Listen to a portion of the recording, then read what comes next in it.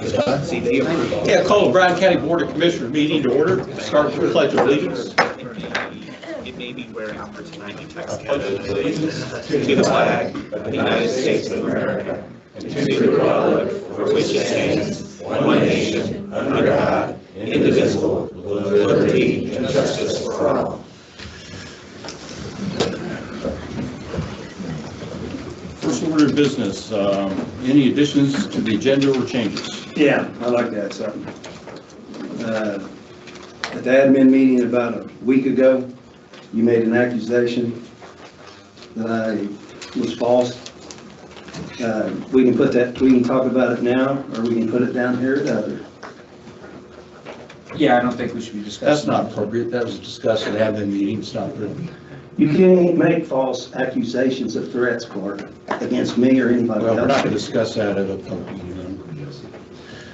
No, we're not. Okay. Approval of minutes and claims. Where else are we going to discuss it? You're off agenda, out of order. Hey, So please. No, just bear with me. You can't make false accusations, Clark. If I can't come in that room back there and have to worry whether you're going to make a false accusation against me, then it's going to be kind of hard for me to come into admin meetings. Is it not? Ron, you make false allegations against me, so it's he said, she said, we got a middleman. I didn't We're not make going to no discuss false that at a public accusations. meeting. It's not professional setting.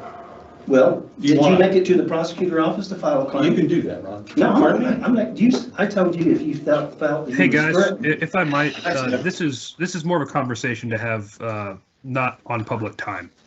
That's correct. Thank you, James. As our attorney, thank you. James, we need to have a meeting about this. To be honest, it sounds like it's something you guys should probably take care of behind closed doors, not so much on the public's time. Sounds like more of an issue unrelated to the purpose of the commission right here. Yep, that's correct, James. Okay. All right. Approval of minutes and claims.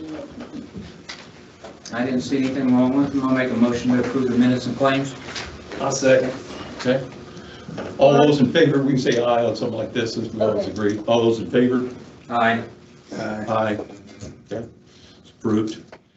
New business, ordinance for petition to rezone 2.263 acres of property owned by Jesse Clark from primary residential R1 to general business. APC recommended disapproval on a 4-to-1 vote with 2 members absent. Kayla, would you want to present the report?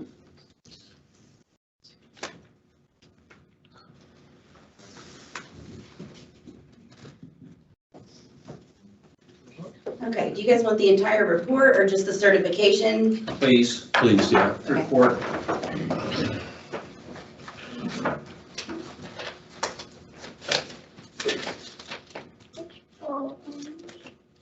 All right, this is the staff report for the Clark rezone, docket number 26-RZ-01. The hearing date before the ABC was February 24th, 2026. The request is to rezone 2.262 acres from primary residential R1 to general business GB. Petitioner and property owners Jesse Clark. Location 1335 Greasy Creek Road, Nashville, is also known as Mallow Endeavors Minor Subdivision, lot number 1. The property is located on the east side of the road in Washington Township, approximately 700 feet south of the intersection of Greasy Creek Road and Creamer Road. Kramer, depending on how you say it. The zoning and current land use, the property is currently zoned primary residential R1 and 2 accessory buildings exist. The property has a small amount of floodplain, though most of the property and buildings are located outside of the 1% annual chance flood area per the effective FERC. General findings. 1, the petitioner is requesting that the application for rezone be considered a zoning map correction. He has outlined several reasons that he believes the property should be zoned commercially, including the current tax classification as well as previous business uses. 2, the petitioner purchased the property in November of 2025 and immediately began operating his electrical business. The petitioner is requesting rezoning approval to continue using the existing buildings as the base of operations for Clark Electrical Services. 3, prior to the petitioner purchasing the property, the previous property owner was running an illegal auto repair business from the existing barn in a residential district, which was in violation of the Brown County zoning ordinance. Staff was in communication with the prior owner regarding the violation. 4, when the parcel was on the market for sale, the realtor and all potential buyers were informed of the property zoning and that a current violation existed on the parcel due to the zoning district. 5, if rezoning is successful, the business will be conducted in the 2 large accessory buildings existing on the property. The barn nearer the road measures 100 feet by 40 feet, while the barn further east measures 60 feet by 40 feet. 6, 8 employees are currently employed by Clark Electrical Services, consisting of 3 office employees and 5 field technicians and apprentices. Although the business is open 24/7 for customers' emergencies, the office hours of operation are 8 a.m. to 5 p.m. Monday through Friday. 7, according to the Brown County zoning ordinance, general business districts are established to include areas that are appropriate to all kinds of business and services. 8, a change to GG zoning would allow additional uses at the location, including residential, agricultural, light industrial, and a variety of other business uses with and without the necessity of a special exception. 9, electricity is provided to the structures by South Central Indiana REMC. 10, water service is provided by Brown County Water Utility Incorporated. 11, the structures themselves and ingress and egress already exist. Some floodplain exists on the parcel near the road and does touch one building at one of the open bay garage areas. 12, permit number 1476 was issued and approved as submitted on December 22nd, 2025 for a commercial driveway permit from the Brown County Highway Department. 13, an old septic system exists on the property. The petitioner was advised that if any changes are planned to the buildings, a new system would be required. A septic system specifications worksheet was reviewed by the Brown County Health Department on June 9th of 2025. The worksheet indicates that the soils are appropriate for installation of a system if the system is designed and built 1 foot above the flood line. 14, according to the official zoning maps within section 18, parcels fronting on Greasy Creek Road are zoned primary residential R1 and floodplain FP. Parcels fronting along Kramer Road are zoned R2 secondary residential. 15, approximately a half mile north, the Schultz parcel was rezoned in 2023 from R2 to GB. Approximately a half a mile south, annexed into the town of Nashville and carrying Business District 1 zoning, the Brown County Highway Department and Solid Waste and Recycling Center are located. Also in the town of Nashville limits zone Business District 3, B3 zoning exists, the fairgrounds. 16, the Brown County Comprehensive Plan under overall goals provides to consider the impact of changing land use on adjoining landowners. 17, supporting policy states that commercial development should have minimal impact on adjoining property, neighbors, or public roads. 18, under elements that guide the plan, the desire to discourage economic decline and foster economic development are 2 sides of the same coin, and both are important elements in guiding a comprehensive plan for Brown County. Of the 2, the desire to discourage economic decline is the more important, for without it, there will be too few residents to preserve anything. In this regard, existing economic activities such as farming, logging, arts and crafts of all sorts, tourist-oriented businesses, home maintenance business, etc., should be protected, encouraged, and accommodated, as long as they remain compatible with the desire to preserve. For the same reason, the ability of residents to commute easily to jobs in neighboring counties and to operate mail-based, telephone-based, and internet-based businesses in Brown County should be protected and, where possible, enhanced. Almost done.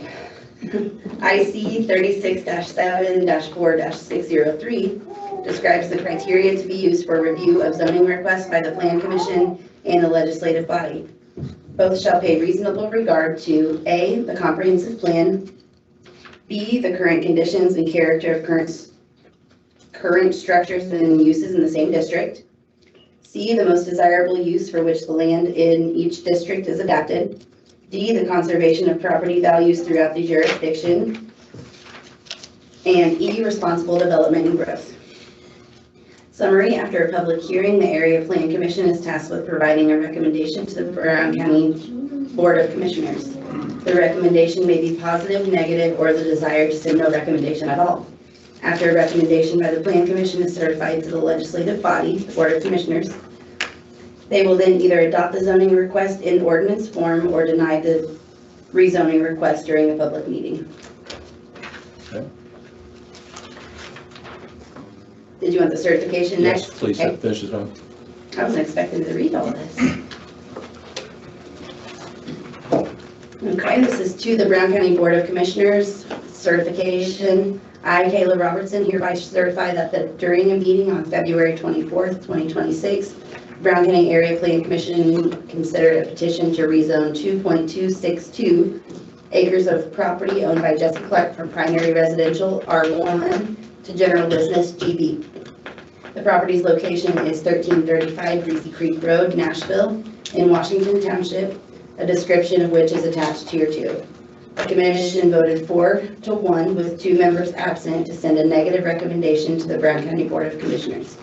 This information is being forwarded for your consideration pursuant to IC 36-7-4-605A.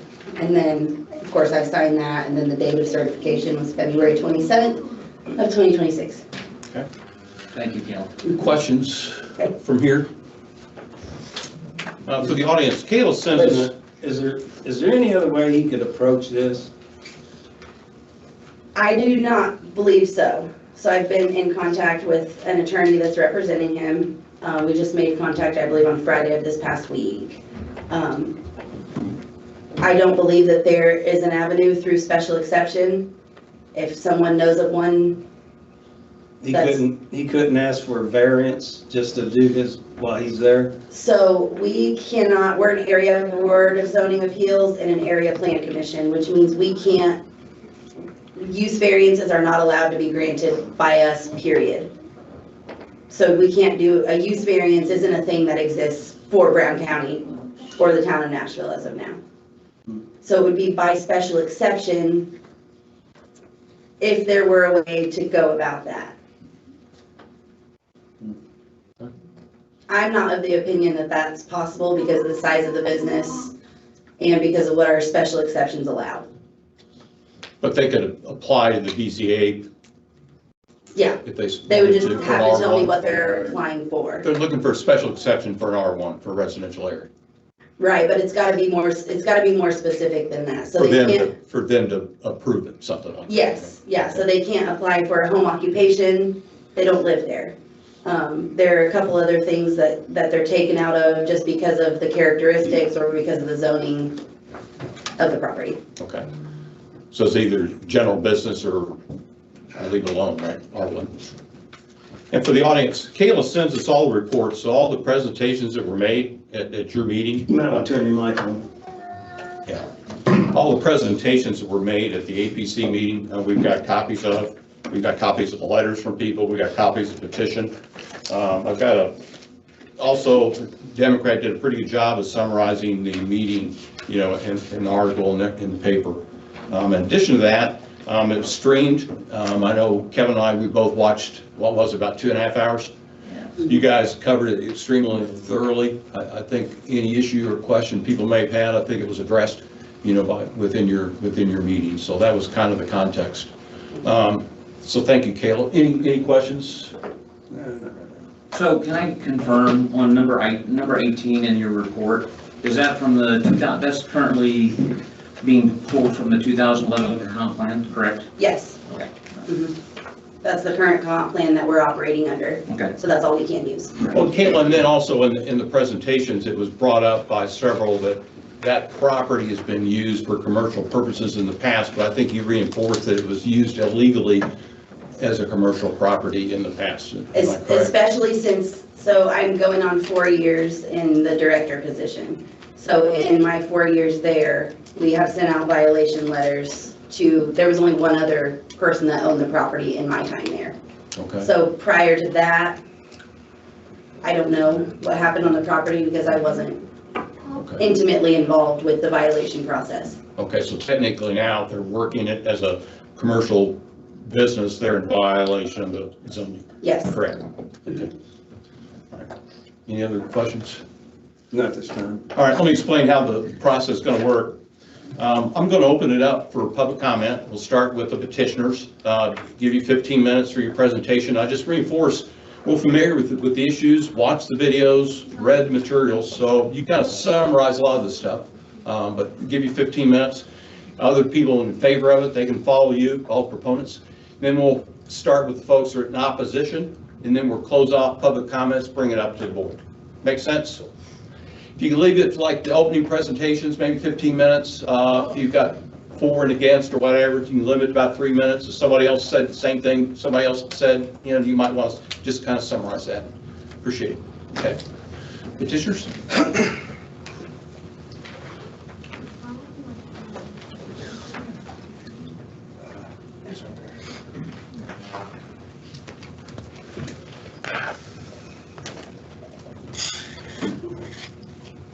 I'm a little nervous. I don't do a lot of public speaking. Is my mic on? Yep. Yeah. Oh, yeah. Okay.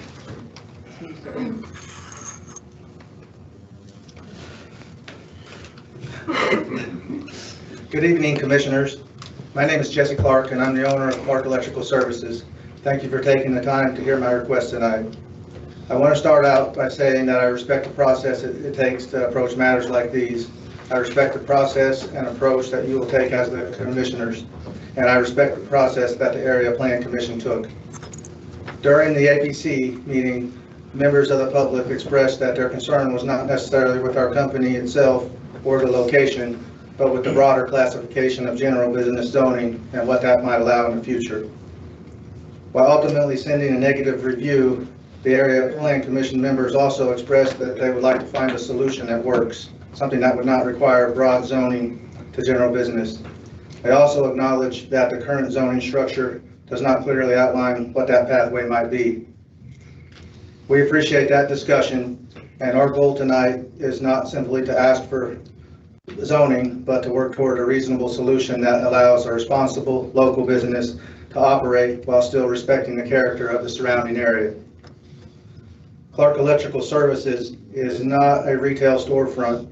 It is not a manufacturing operation, and it is not for high traffic commercial use. We are a service-based company. Our employees arrive in the morning, get into service vans, and leave to perform electrical work throughout the county. At the end of the day, they return, park the vans, and go home. The work we perform happens out in the community, in homes, farms, and businesses, not at the property itself. We are a real and established local business. Clark Electrical Services employs 9 people, 6 full-time employees and 3 part-time employees, and 7 of the employees live right here in Brown County. The jobs we support at CES provide families with livable wage jobs. Last year, our current payroll was approximately $340,000 with 3 full-time journeymen, 2 apprentices, and 1 part-time administrator. This year, with our current level of employment, our payroll will reach $450,000 or more. That money goes directly back into this community through housing, groceries, fuel, taxes, and supporting local families. Last year, our gross revenue was approximately $1.2 million. Within the next 3 years, we expected the company to grow to approximately $5 million in gross revenue, and based on our current business model. That level of growth would support roughly $1.2 million annually in payroll, all going directly back into this community through local jobs and local families. Importantly, that level of growth can occur without expanding the buildings on this property and without creating additional noise or traffic impacts on the neighborhood. In other words, the economic growth of our company happens through the work our crews perform out in the community, not through expanding operations on the site. Over the last 2 years, we have also contributed more than $30,000 to charitable efforts and community causes. Supporting this community has always been important to us. This slide shows a few of the places where we give. I've raised my family here in Brown County, and I've been involved in the community most of my life. While I grew up in Bartholomew County, I chose to move here to Brown County to raise my kids and start my business. This community means a lot to me and to my family. This is home. Now I'd like to talk about the property itself. This building has never had residential living use. The plot of land has always been used for businesses and has never been used for residential housing from the time it was built. When I purchased this property in November 2025, I knew it was zoned residential, and I also knew that it had historically been used for businesses for decades, going back over 40 years. That history is one of the reasons I believe this site, this location is an appropriate place for our service company. We moved into the property in mid-December and immediately began clearing up the site and improving the property. Shortly after, we began the zoning process in February of 2026, so that we could move forward properly within the county's process. I was aware that there had been a complaint about the previous business that operated there.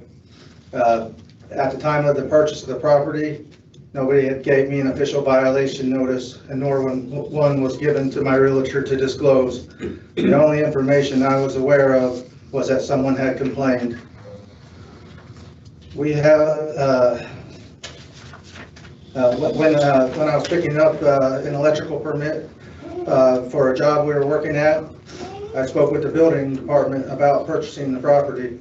The building department did inform me that there had been a complaint about the previous business that operated there. I asked if there was other complaints before that business, and I was told not that we were aware of. They also said that I would need to go through the zoning process, and that's exactly what we are doing. We do not view this as a bad thing. Coming into compliance is always a good thing, and that's why we're here tonight. After purchasing the property, we invested significant time and resources into improving it. Between the purchase of the property and the improvements we have made cleaning up the site and beginning to restore the buildings, we have now roughly $250,000 invested in the property. Our intent from the beginning has been to improve the property and operate responsibly while going through the proper zoning process. While I have been doing electrical work since 1997, Clark Electrical Services officially started in 2018. And since then, we have grown responsibly while serving the residents and businesses of this county. It's also important to recognize the broader reality in Brown County. Across this county, many service-based businesses operate from residential properties. Electricians, plumbers, HVAC contractors, carpenters, construction companies, excavation companies, mechanics, daycare providers, trash services, sawmills, and many others operate from their homes or rural properties. This happens not because people are trying to avoid the rules, but because there are very limited places in the county where small services businesses can realistically operate. The county depends on these businesses. Electricians, plumbers, carpenters, HVAC, these trades keep homes functioning, businesses operating, and infrastructure working. We are part of the backbone of the local economy. We have a great working relationship with these businesses, from the excavators to other electrical contractors working throughout the county. We all talk, we have good rapport with one another, and we support each other in serving the people of this county. Commissioners, the work our company does doesn't just support employees, it supports the homes, farms, and businesses that keep Brown County running. The current Brown County Comprehensive Plan and the version currently being readopted both speak clearly about preserving the character and strength of the community. As the plan states, planning should identify and encourage those land uses that have been positive over time, especially those that contribute to the distinctive character of the special place we call Brown County. The plan also speaks to support home maintenance-based businesses that serve residents of the county. These home maintenance-based businesses are businesses such as electrical and HVAC and carpentry. Our company is exactly that type of service business that fit the plan. We support the homes of this county. I'd also like to take a moment to address the neighbors who live along the road and the surrounding area. My immediate neighbors, the couple directly next door, affected most by our presence, have been supportive of us operating here and have expressed their appreciation for the improvements that we have made to the property. They have said to me that they would like our business to remain here. They have also expressed that they do not want the property broadly zoned general business and decided to sign the petition for that reason. At the same time, I understand that some neighbors on the road have signed a petition expressing similar concerns about the broad zoning of general business. Since the APC meeting and from conversations I've had with some neighbors, again,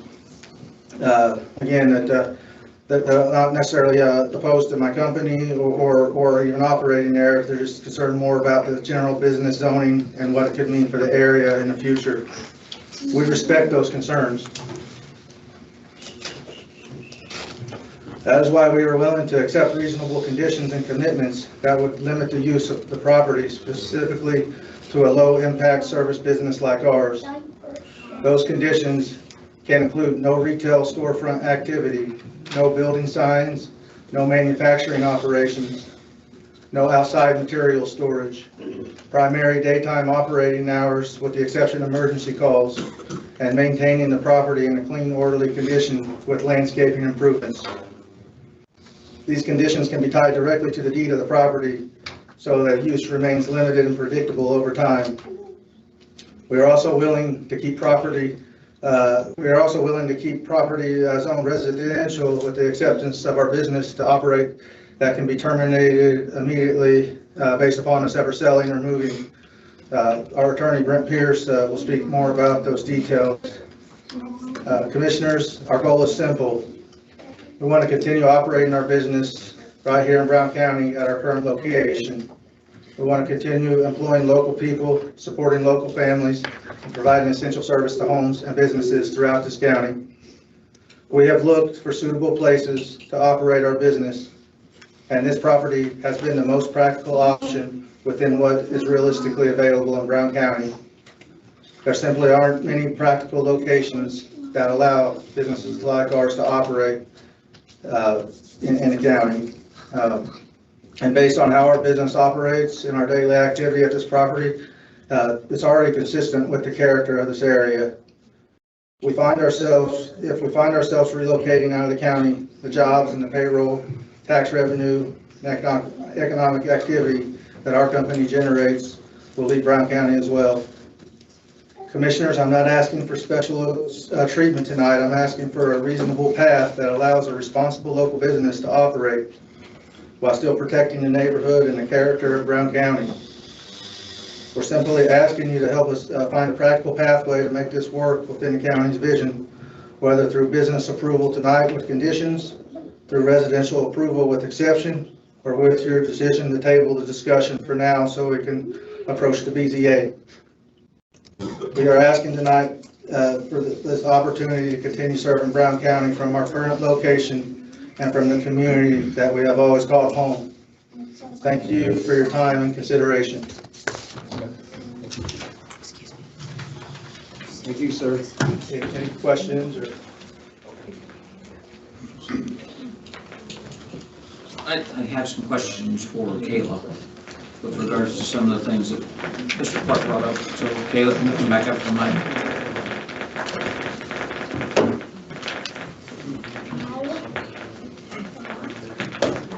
So Ron asked a question earlier on about, and you basically mentioned we don't allow user variances. Right. Because of the way that they're structured with regards to the Area Planning Commission. So, and again, I don't know if this is a question to me, is I know that there's a junkyard operating north on 135 in Fruitdale. And I believe, if I'm not mistaken, that particular junkyard is operating as a general business because it's been zoned that way, if I recall correctly. That's a special exception. It is a special exception. And that was approved And long ago when Slater's owned it. The special exception was generated based on a covenant that was entered into the deed, correct? I don't believe so. I think that a special exception is allowed for that type of use in that zoning district. In that zoning district? Yeah. And what was the zoning Actually, I district? can tell you. Yes, please. Well, I can tell you how I would handle it now. I don't know how it was actually handled. Okay, so this was pre-ordinance that we have effective today. I don't know that that's the case. Okay, This is definitely pre-me though. okay. Yeah.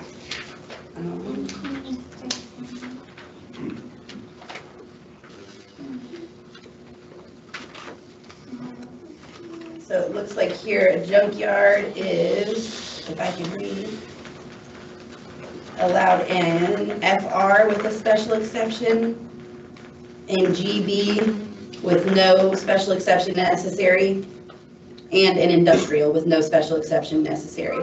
Okay, say that again? It's allowed in, a junkyard Okay, is allowed in FR, which is Forest Reserve, okay. with a special exception, allowed in general business, and allowed in industrial. And those are all, so it's a special exception across all those zonings, No, just the Just- first? just the first, just FR. Okay. Mhm. Do you happen to know what the zoning is on that? No, but I can go look. Would you mind doing that? As far as that salvage yard goes, I actually run that salvage yard back in like 1990, 91 even. And that salvage yard had been there since back in the early 60s. Wow, that long. And it had been zoned. I would have had to thought that it was there before zoning was ever created in this county. Okay, Was zoning created in this county like 1968 or what? 64, I believe. 64. They were there. And it was actually the Slater's father that Okay, run that for years. I live kind of just behind there, actually. And I mean, I've been in there before, and actually, when I was trustee, I looked at the paperwork and everything, and it had been zoned for salvage, from what I remember. Okay, Um, and I can go check that zoning, and I can check the year of the special exception. Yeah, so And I'll try to it's do that operated quickly. for, what, you see, that was 90, 60, what is that, like 60-some years? Yeah, I Long think I time. recall seeing an icon on the map from early 80s or early 90s, but I Now, can verify that. when I was there, we did clean it up front and had a fence, We're working on that again. and That's a condition of their special exception. And then the zoning office was calling, thanking us for cleaning it up, making it look nice. Maybe you should go help them. Kevin, your intent for this particular, I'm just, again, I hear Mr. Clark's expression of wanting to find options to move forward. Again, we're going again up here, so how about I hold my comments and let her do that, and she can come back.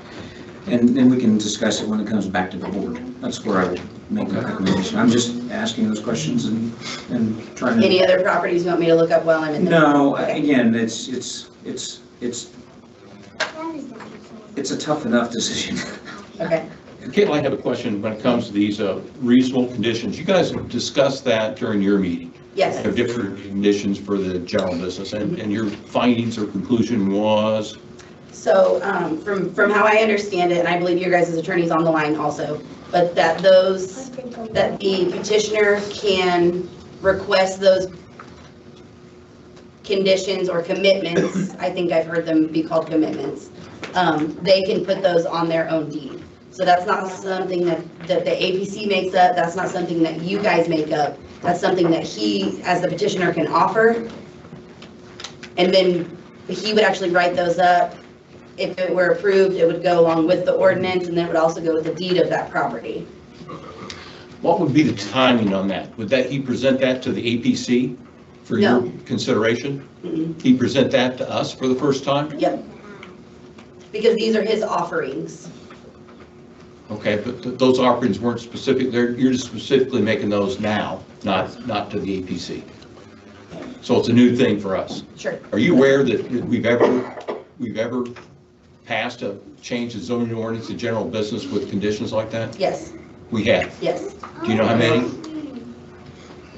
The most recent one I can think of was the Schultz property on Greasy Creek.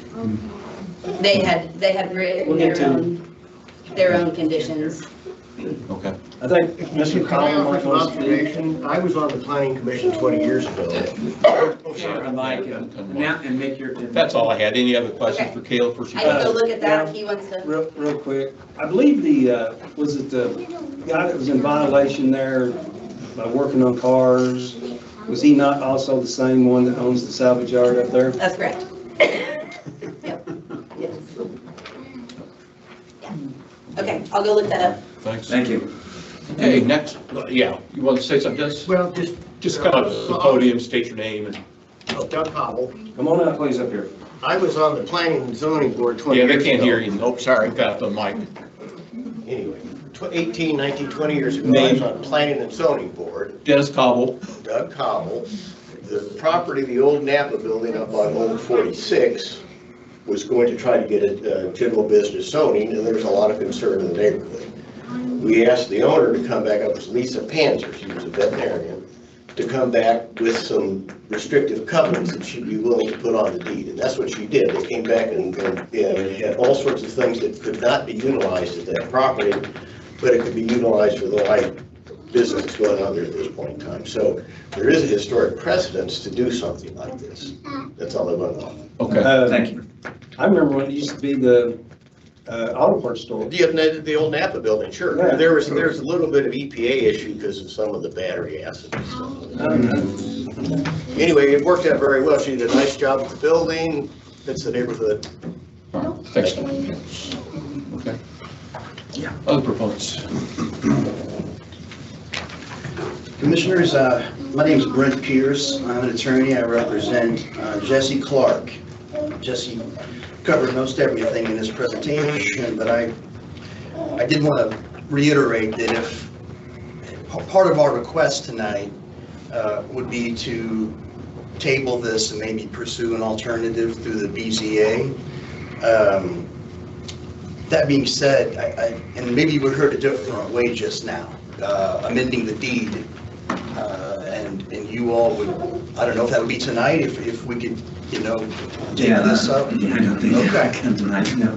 But if there's a way to amend the deed and come back before this commission, I would also, I guess, want to table to allow time for that.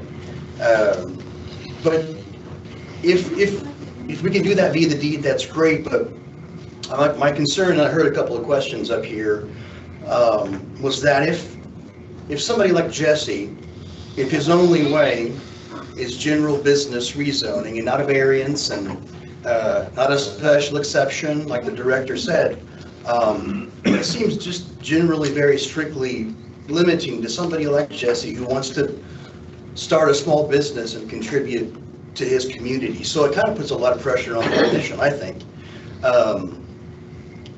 And I want, Jesse mentioned the very small footprint of the property and the business operations, staging, some vans, light equipment storage, and all of the work actually gets done off the site. So it really does have a footprint that's not heavy industrial, it's not manufacturing, and some of the commitments that Jesse mentioned, I did share them with, I guess I'll call him opposing counsel, but he represents somebody who's in opposition to this. Limiting the property to contractor office and equipment storage, prohibiting retail business, prohibiting restaurants, bars, or event venues, prohibiting industrial manufacturing activity, restricting hours of operation, and even providing some landscape improvements to the property. So Jesse's very serious about, of course, doing the business, but wanting to be in line with neighborhood concerns. So I think that demonstrates that part. And I would just say, Jesse mentioned the jobs that have been created. And it's not an exaggeration to say that people will lose their jobs. If he's not allowed to operate there, local people will lose jobs. He said 7 of the 9 folks work and live in Brown County. So I sort of looked at this through the lens of small business advocacy and the commission focusing on and emphasizing economic development. I think that's what this is. Now, there may be a way through the BZA that we can look into. And we did sort of partially request to table if that's the prerogative of the commission. That said, if the commission would take it up tonight, they would keep and support it. They would keep a local small business operating, and you would save jobs. So I'll stop right there, but I appreciate your time and consideration. Thank you. Can I jump back up? Yes, ma'am, please. I brought them zoning mapping too. They're So as old as that, I am. I think they may be older. Okay. So, that property is zoned R1 in the very front by the state road and then FR behind that. Okay. And it had a special exception. The date on there is just 1975. It doesn't give a better, but it was a special exception for an auto salvage. Okay. And so I just want to make sure I heard you correctly. We have process with Mr. Schultz property on the same road, a process for exceptions to allow operation, correct? He's talking back on Greasy Creek. Crazy Creek. So that was Turned it into an rezoned art colony. recently. It was rezoned with conditions, Yes. You want me to find those conditions? deed conditions, Deed conditions, not an actual variance. correct. Okay. But it was rezoned with GB. It was rezoned to GB from R2 in 22 or 23. A couple of years ago. Yeah, And he lives on the property, correct? yes. But, Thank you.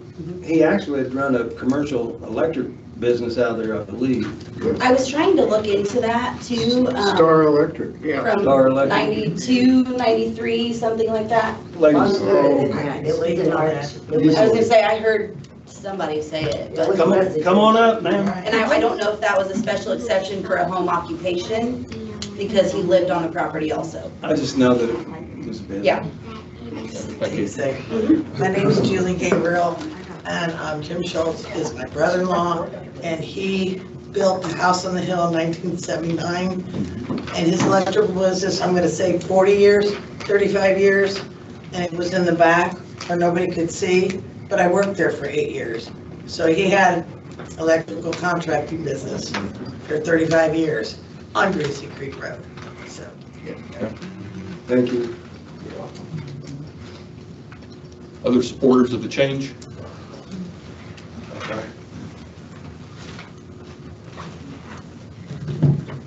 Hi. Hello, my name is Branson Davis, and I'm in favor of Clark Electrical Services. I am a local and I'm a veteran. I was born and raised here, and I've worked here for a few different contractors in this county for most of my adult life. In that time, I've never worked for a contractor that wasn't operating their business from their home around storage units. Even a member of Brown County's own Area Planning Commission is currently operating their business out of their home. Since Dunham's Plumbing closed, there are no more service contractors that are operating out of a property zoned as business. But none of that should matter, because there aren't even enough compatible buildings zoned business in this county for all of us to work out of. I was Clark Electrical Services' first employee. Jesse has provided me with a job that I can see myself retiring in. I am now looking at buying my first home, which wasn't an opportunity I had when I worked with other contractors. My wife even started working with us, turning us into even more of a work family. We actively give back to the community, and we are participating in community events, which has made this more than just a place to work for me. I don't necessarily look forward to starting the workday every morning, but I love my job, who I work for, and the life CES has provided for me. At the end of the day, we are wanting to keep our business in Brown County so we can help locals like myself find work and help our community members get faster, more reliable service, which is ultimately our goal, saving them money. All we're asking from you, the board, is permission to do it the right way. Thank you for your time. Thank you. Thank you, sir.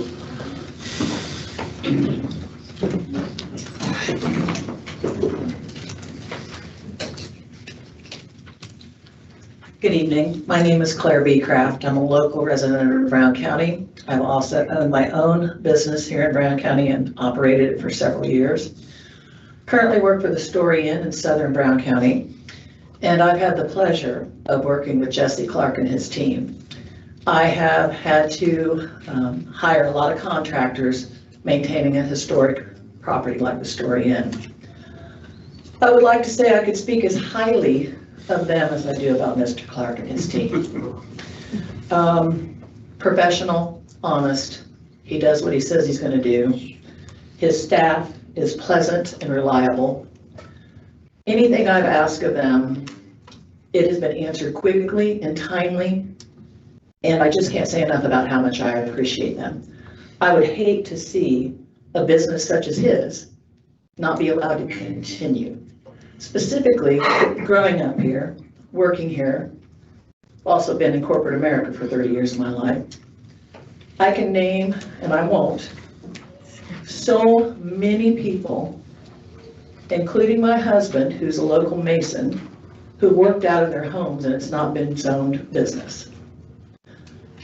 I just think that we need to allow businesses like his to stay in effect, especially with the low impact that he's stating he's going to provide for his neighbors. I understand the neighbors, I get that, truly do. But you need to look at the economic development here, and I'd hate to see 9 good people not have a job. Thank you very much. Thank you.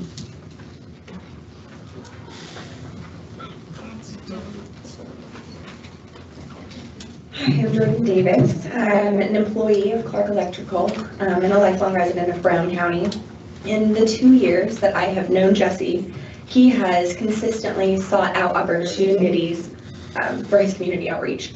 Not listed in what we showed you today, his support for the CRC, pouring back into the people who are taking their classes, supporting the programs, pulling people who have been through their electrical classes as his employees, full around supporting that program. Scholarships for the Brown County graduates and CRC students who are achieving their GED. Offering scholarships to pour back into people. We just want to hear how they've poured into their community. And the Salvation Army Parade, going all out with that. That was my first week being employed by Jesse. Truly from day one of my time with him, he speaks how he can pour back into his neighbors. He views his clients as his neighbors, not just his customers. And it's an honor to be employed by a business that runs itself as such. I urge the board to consider a way that we can continue working at this location. It makes a huge impact to the people that we serve. If your power goes out, which I bet we don't have a resident in this room whose power hasn't gone out in the county, it makes a big difference whether you're getting your power turned on in an hour and 45, 2 hours, or 20 minutes, which we can provide by being at the location that we're at. It provides us a great advantage to being able to get people what they need when they need it. That's all I have to say. Thank you. Great. Thank you.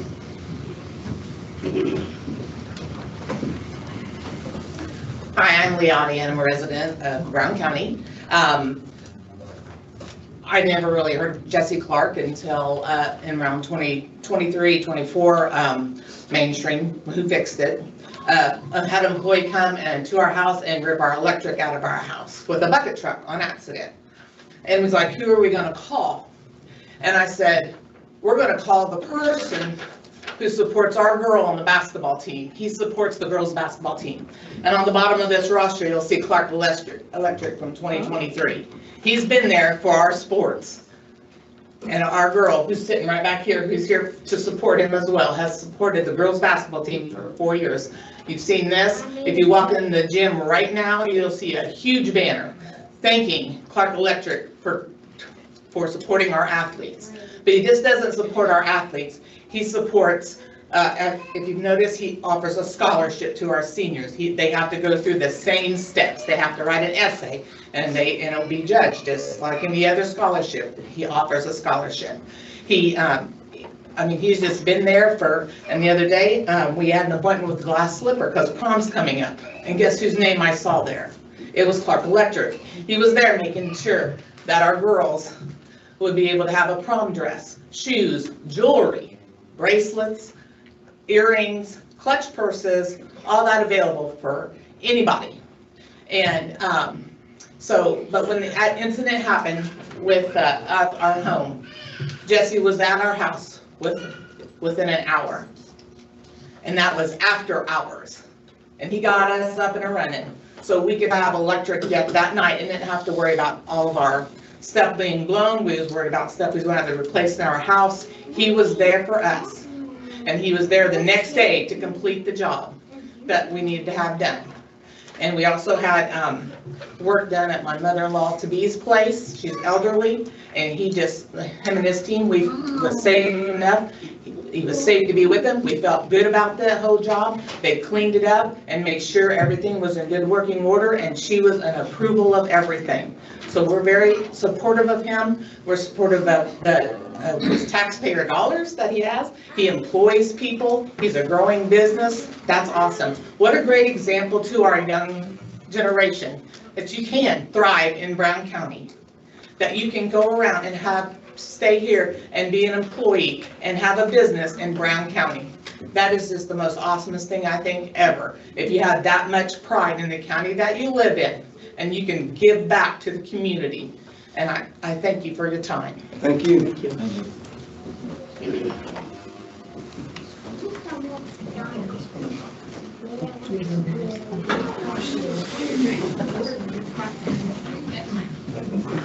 All right, my name is Anthony White, and I've worked for Indiana Natural Gas for 38 years. I'm the superintendent there currently.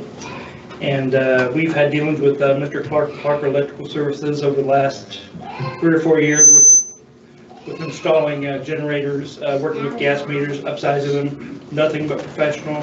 They're always worked with us, great guys, nothing bad to say on the gas company side. Just recently I had to make repairs to my house. They were there 2 days later, fixed my house. Great guys. I've come to know Jesse the last couple of years, and Jesse is about as upstanding man as you're possibly going to meet. He makes so many donations to this county. I mean, you guys have heard. I mean, donations, scholarships. If we lose this guy, it's just crazy. I mean, the place that we're talking about here has been a business for 38 plus years that I've been here. Raritan had a business out of it. Model Concrete had a business out of it. They ran a car shop out of it. Sure, they were all doing it legally. Half the county is doing this illegally out of the place. He's trying to do it right. We have to give him a chance to do it right. If he's forced to relocate out of our town, we're losing a reputable business, and it's sorely needed. And that's just sad. And if he is forced to leave our county, and I hate to say this, but I truly believe it. I hope he takes all his donations, scholarships with him to the county with acceptance. Thank you. Thank you, sir.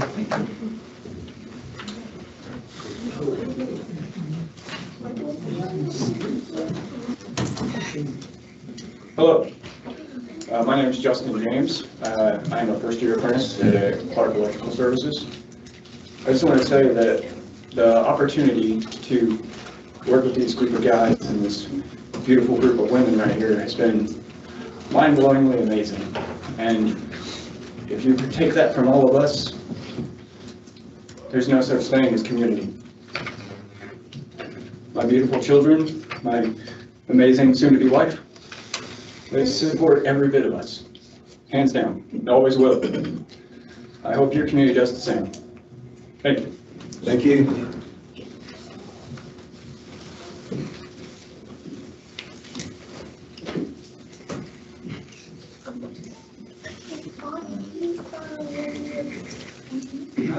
I'm Warren Cole, operated a business here lately, resident of the county for 50 years. I've driven up and down that road for 50 years. And to me, it's maintained its character pretty much, despite the fact that there is, at one end, what used to be Star Electric, later was used for Brown County Coffee. And then the property in question with Jesse here. Like Claire and a couple other people, I became acquainted with Jesse because I employed him to do work in the business.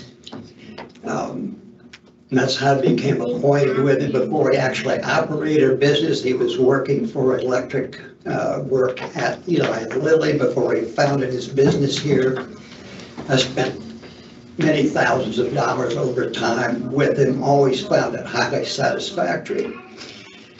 I won't rehearse pretty much what Jesse said. I do think there's a couple points that are important to me,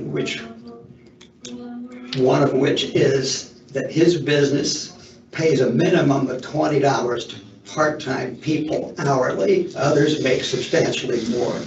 He is providing living wages to a number of people. It's projected to do more than living wages, a higher payroll over the next few years if he can stay in the county. That seems like a goal for the commission. I would hate to see that he was compelled to leave the county. I don't know that I can really add very much to what other people had to say. What I would like to hope is that even if we can't make this general business or whatever we need to do, that there be some kind of compromise, covenants, legalisms, technicalities set up such that the property is restricted and has a low impact. In fact, what he's done already with that property is improve it. It has a lower impact visually than it did a little while ago. So I would like us to find a way to keep him where he is. Thank you. Thank you, sir.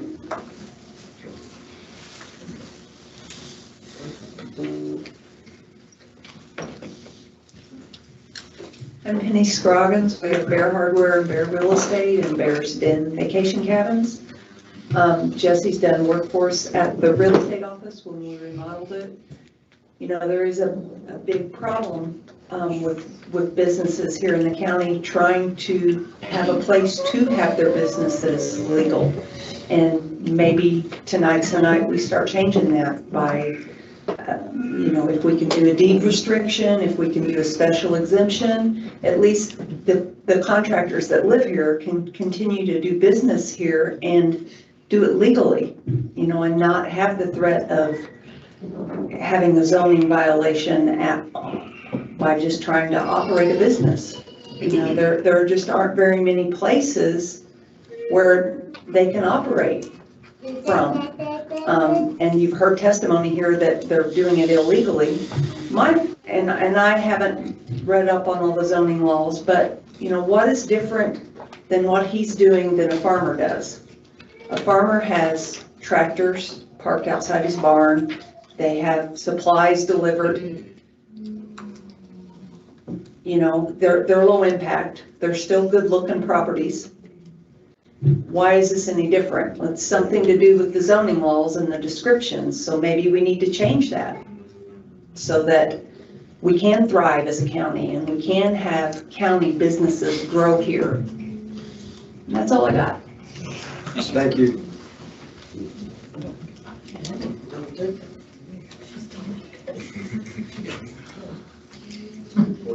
Hello, my name is Julie Gabriel, and this is what I came here to say tonight. I was at the zoning meeting, and I always want to know why someone would be opposed to this, so I asked. And one of the things someone said was the neighbors are concerned that if it gets zoned business and Jesse sells, they could build a hoochie bar. And I thought, that might be an exaggeration, but that's a real concern. So when when people can draw up these conditions, offered conditions tonight, put them on a deed, etc., there's the solution. It's like, wow, put conditions on this so that someone doesn't come, I don't know, make a pool hall. I don't know what they could do with it as general business. But if somebody after Jesse, they could ruin this whole entire neighborhood for these people. I think it's a valid concern, but I heard a solution. Boom. Okay. Now, the zoning board also brought up they're trying to stay away from spot zoning. And I think I could chuckle at that. The reason I say that, because you heard it tonight. It's in the record. What'd you say? Zoning for this county started in 1964. There have been people here long before that. So as the Brown County developed, et cetera, and they saw the need for zoning, they've done the best they can with the circumstances this county grew with. Nobody's at fault, it's just what happens. And then my last thing is, I went on to the Brown County Redevelopment Commission and Comprehensive Plan website. It's on there now. Their aim, excuse me, off their website, commission, okay, their aim is to guide growth through 2045. Quote, economic diversification while honoring the county's tourism roots.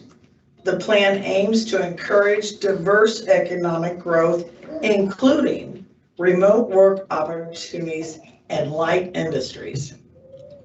So now I'm going to let you know, I may or shouldn't say this or not, but if you start at the north end of Greasy Creek, sorry, at Bear Wallow Split, and I'm just going to start, there's Miller's Construction. He's been in business, I don't know how long, but he's older than I. Once again, these may or may not have some kind of zoning exceptions. I'm not aware of any of that. Casey Thompson has a daycare. It's in a residence. It's not near the street. She's licensed. I'm not saying that's wrong, but I'm following down Greasy Creek, Spicer's Refuge. I'm sure it started as mom and pop, you know, in a residence home. Possibly the trucks were around the back, but it's evolved through the years. It's a business, and it's not exactly, you can tell it's a business, okay? You can see the trash, you can see the trash containers. Once again, Star Electric, okay? Now, they built the house that you see along Greasy Creek in 1999, but their business has been there for a long time.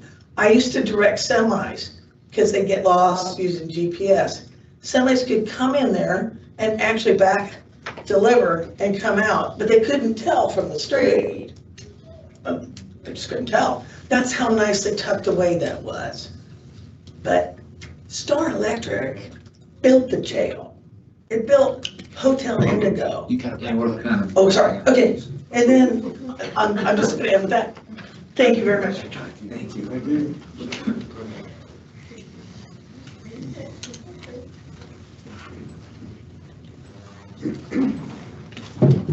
My name is Brian Tadlock, and my primary hat is within the short-term rental industry. I own several and partner with Moon Ann's Vacation Homes, which manages over 50 properties in Brown County. And Jesse has been an amazing partner for us, arriving when a guest has an emergency after hours to do things.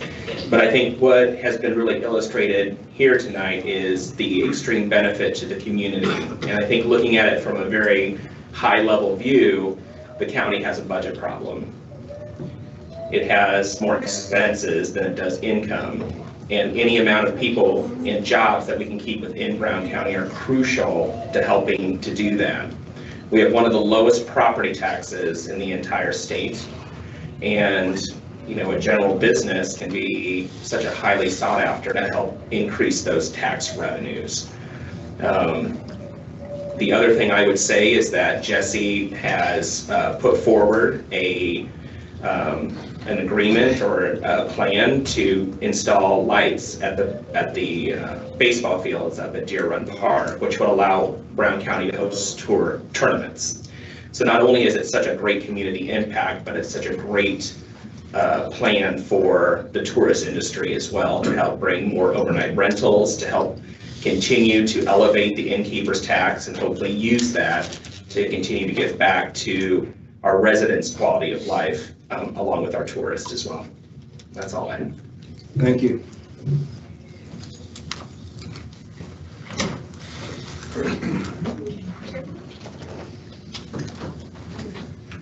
My name is Demetrius Anderson. I actually work for Clark Electricity.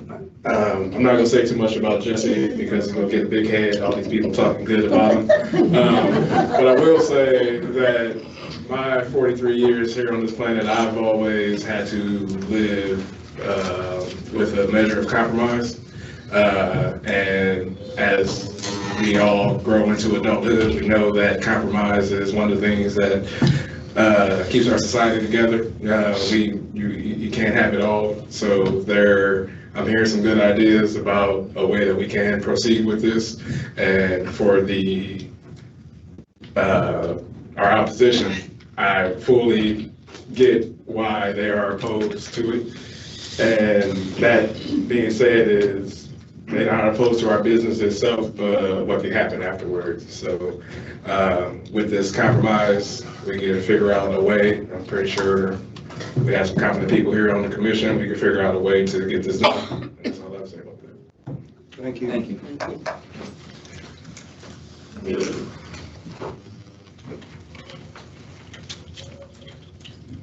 Hi, my name is Denise Hancock. I've only lived in the county for 3 years, but my family has been Brown Countyans for 1900s. They have property over in Valley Branch. I have a huge garage that I rented half of it to Jesse last year because he didn't have any place to store his stuff or park his vans as he grew his business. I first found him on Facebook. He came and did some work for me. And then he came back and did some more work for me. And then when he outgrew the space that he was using for his stuff, he asked if I'd be willing to rent out that garage. And I did that until he bought this property. He is very respectful. He gives back to the community.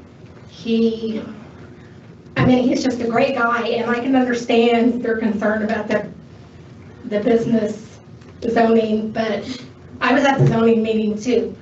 And the zoning commission said that regardless of their recommendation to you, you guys can do what you feel is best.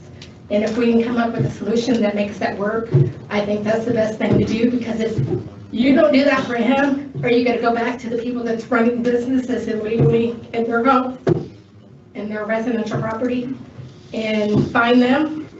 Because as everybody said, there's lots of them out there. So I just hope we can come to an agreement that allows them to continue there. Thank you. Thank you. Thank you.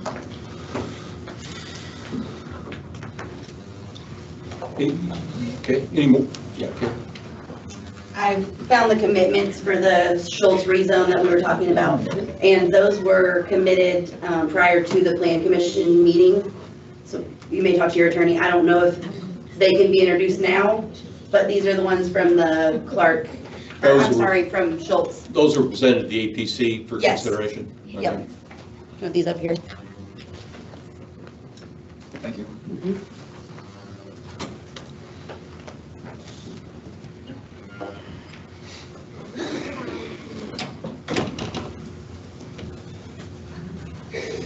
Hello, my name is Tom Pace. I've lived here about 20 years on the outskirts. I've had a house in Nineveh, worked for different contractors. I always known Jesse for about 20 years also. We're not just a maintenance service, we're vital, and we provide utility and power that's necessary. Well, the power outages. I believe he's making a positive impact. He's helped me greatly. Going to class, excuse me, we all have a lot of skills. We all have a lot of, positive things to bring into this community, whether it be the kids we raise, the work we perform. We want to do what's right here and do good things and do the next right thing. So I appreciate your time and I appreciate Jesse Clark. Thank you. Thank you. Any others in? Okay.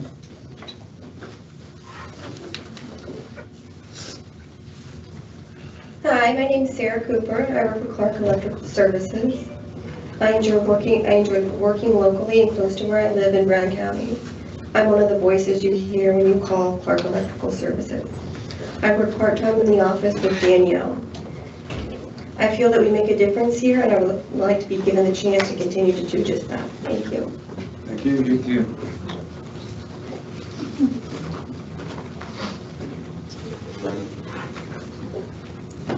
My name is Danielle Norcutt. I've lived in the county for 22 years. I work for Clark Electrical doing business admin, payroll, and billing, and I love that I'm working for such a great company and one I can believe in, and I would like to continue doing that, living and working in the same county. Thank you. Thank you.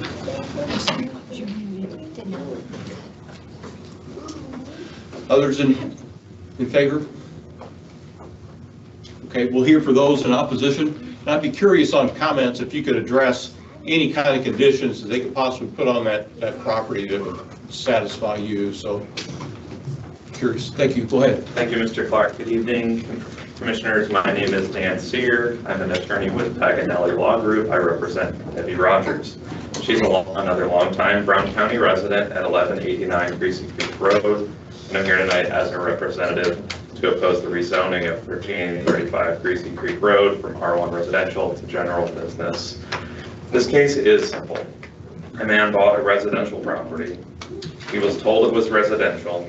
He was told a zoning violation already existed, and he bought it anyway. He started a commercial business there immediately and is now asking this board to make that okay. So we're concerned about the message that sends when someone is buying something with a violation. They know it, it's no surprise. That's not how it works. And the Area Plan Commission already said so.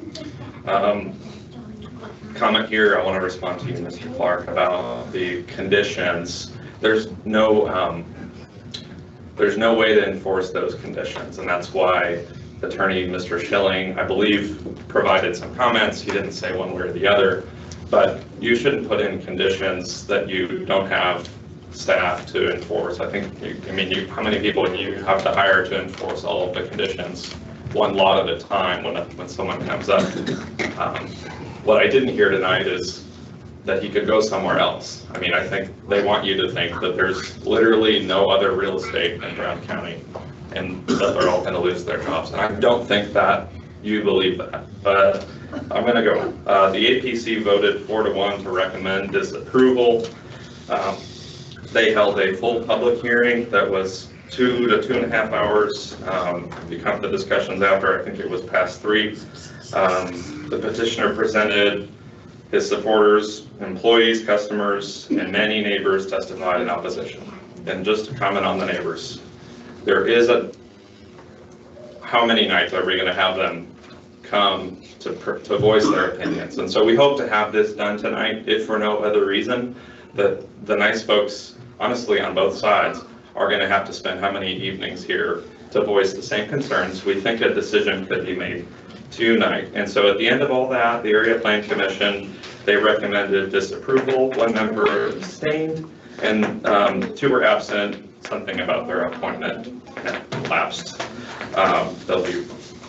That was the commission's decision. So, and there's been hope that something might work out, but not under the current zoning ordinance. There's no path for any reasonable conditions or special exceptions. Those are coded in your ordinance for categories where those things can occur, and we've heard from the director, and I think that there was more agreement at the Area Plan Commission meeting that there was no other path through the current zoning ordinances. And you're the legislative body here, of course, in that way, and you can enact new ordinances, but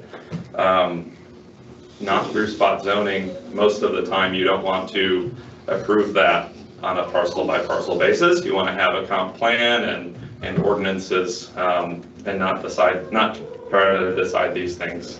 I mean, heck, we'd all be coming in with a new idea for our property effectively if we just have to come here and spend an evening and we could change our property around, and that's probably not the way that you want to conduct your business.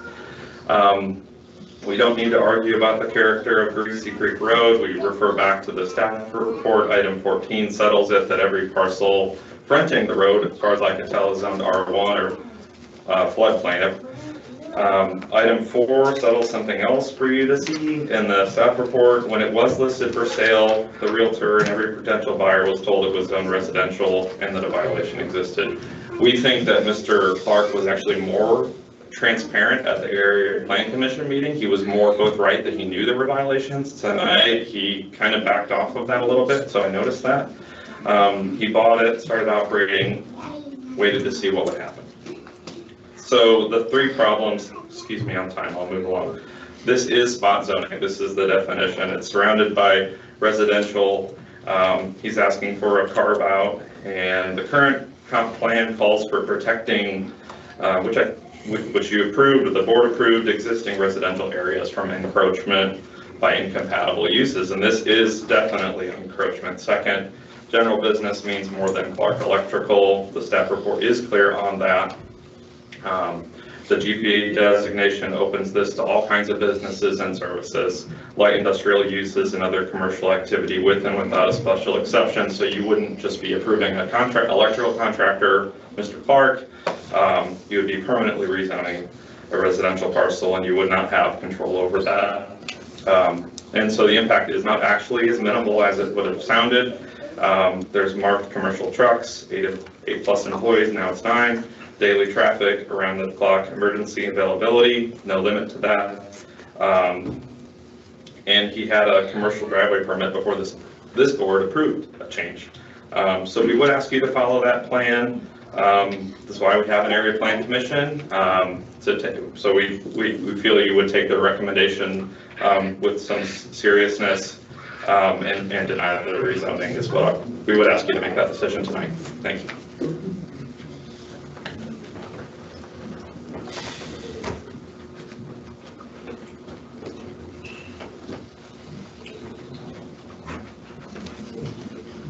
Your microphone has a major static problem,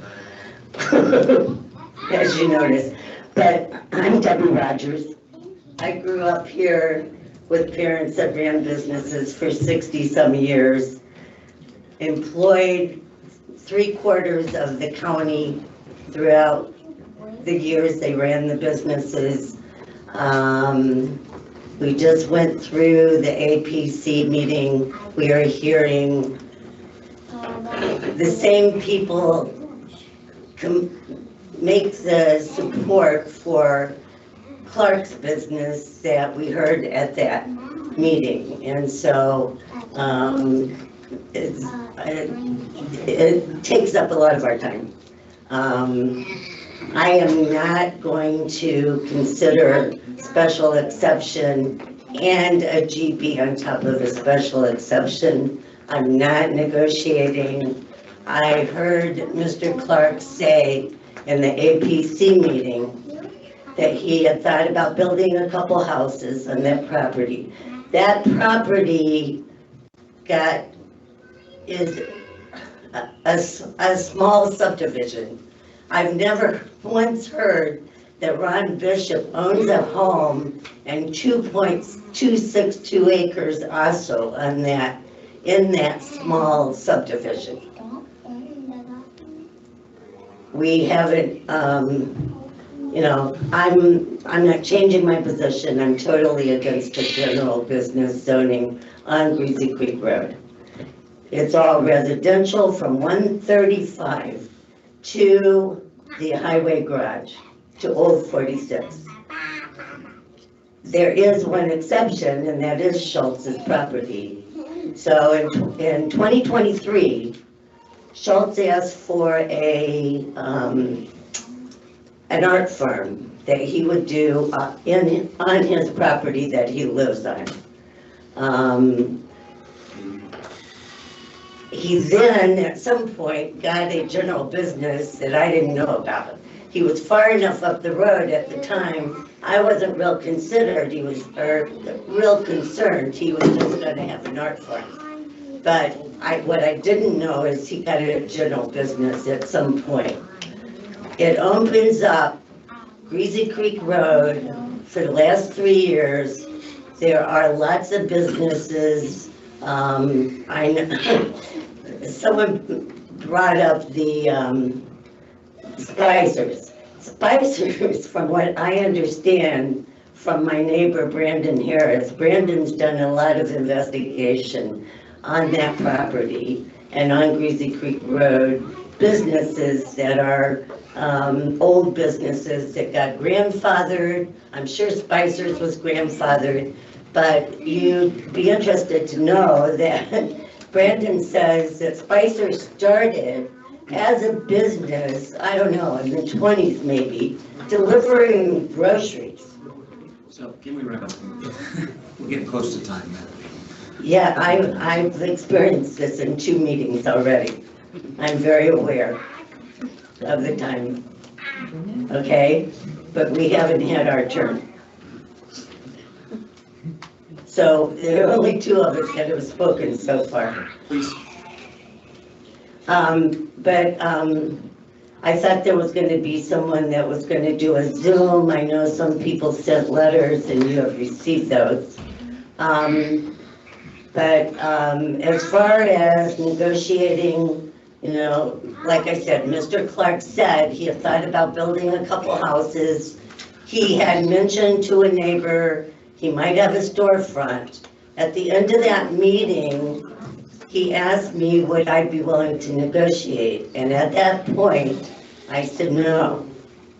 And then 9 days later I heard he got a lawyer, and again we've been asked to negotiate again, and I've said no.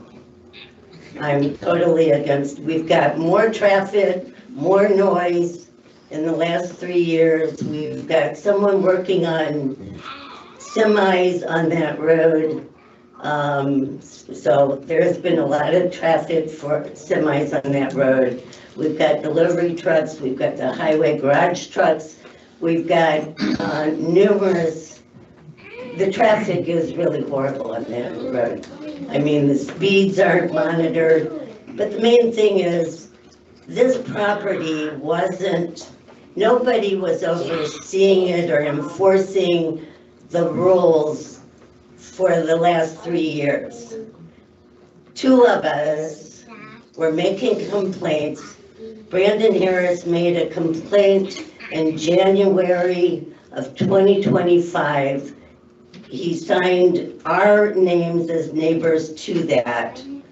And again, he made a complaint in December of 2025 because he recognized there were car parts being sold from the man that owns the junkyard in Fruitdale. David, that's been told in the meetings. Right, Can you so- summarize it, please?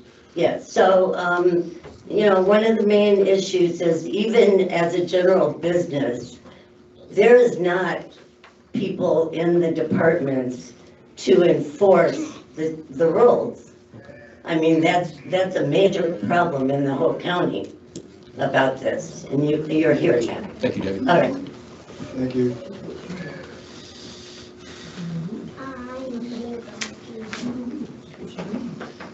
Hello, I'm Debbie Ferry, and we are here tonight about land use, spot zoning in a residential neighborhood.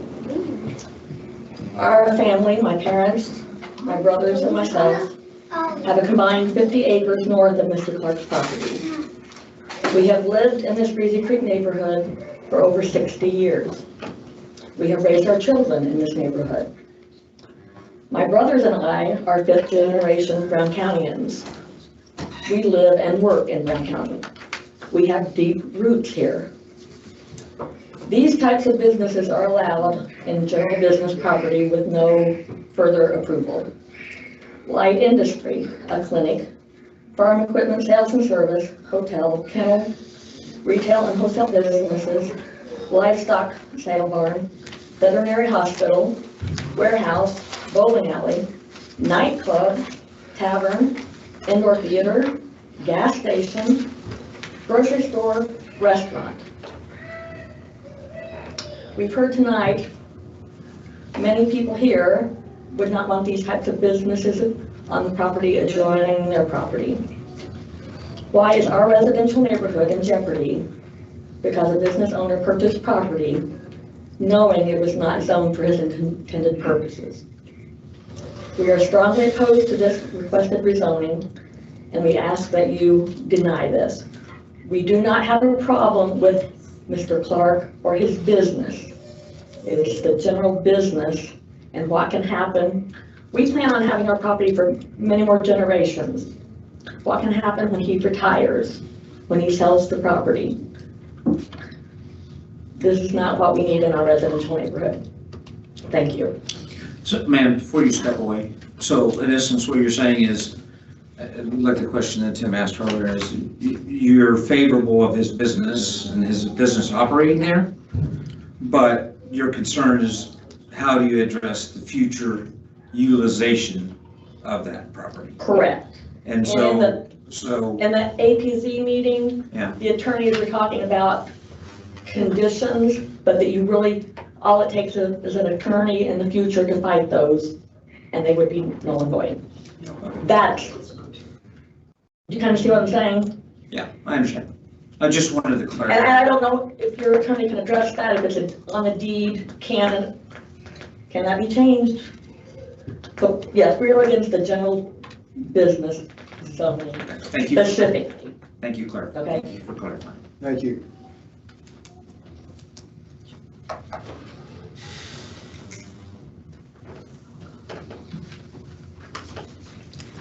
I am Kenny Hammond, and I walked around and got the petitions signed from everybody, most of the people on Grizzly Creek. That's about all I could get done in 3 hours between getting off work and before it got dark. Most everybody is opposed to it being rezoned general business. Nothing against Mr. Clark, I think he's a great guy. I don't think anybody's gonna lose their job because he can't conduct his business in Indian, or in Brown County. There's other places in Brown County. People go travel out of county all the time to work, and I just do not want its own general business. That's it.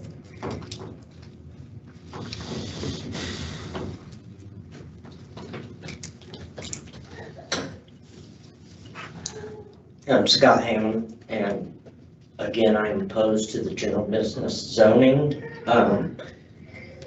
As my sister saying about what it leads to in the future, you know, there, like she said, the conditions, if you can't make them legally stick, then it makes it all null and void. And I grew up Greasy Creek, lived there my whole life. My parents, we paid taxes here in this county our whole lives. And if he gets this some general business, then it make his property worth more than our property, could devalue our property as neighbors. And I am against the general business. Thank you, thank you.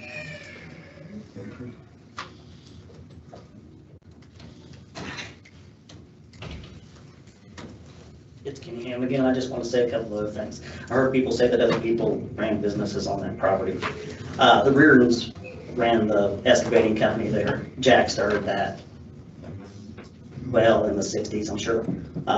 Lived on the property, so did Timbers, who ran it afterwards. Malo was the first one to run it illegally.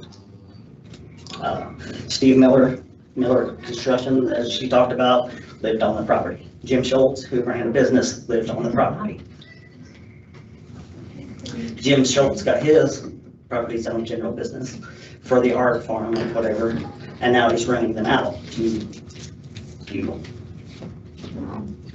Not artists, not all of us. So that's all I want to say, thanks. Thank you. Anyone else wants to speak in opposition? Okay. We'll close it off for public comments, bring it up to the board. If you hold back on your comments, I mean, that kind of cuts off the public input at this particular point.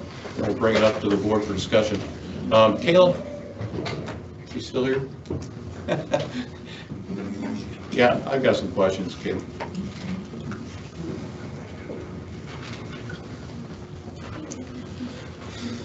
You know, on the surface, kind of simple. You know, it's residential R1. It's not general business.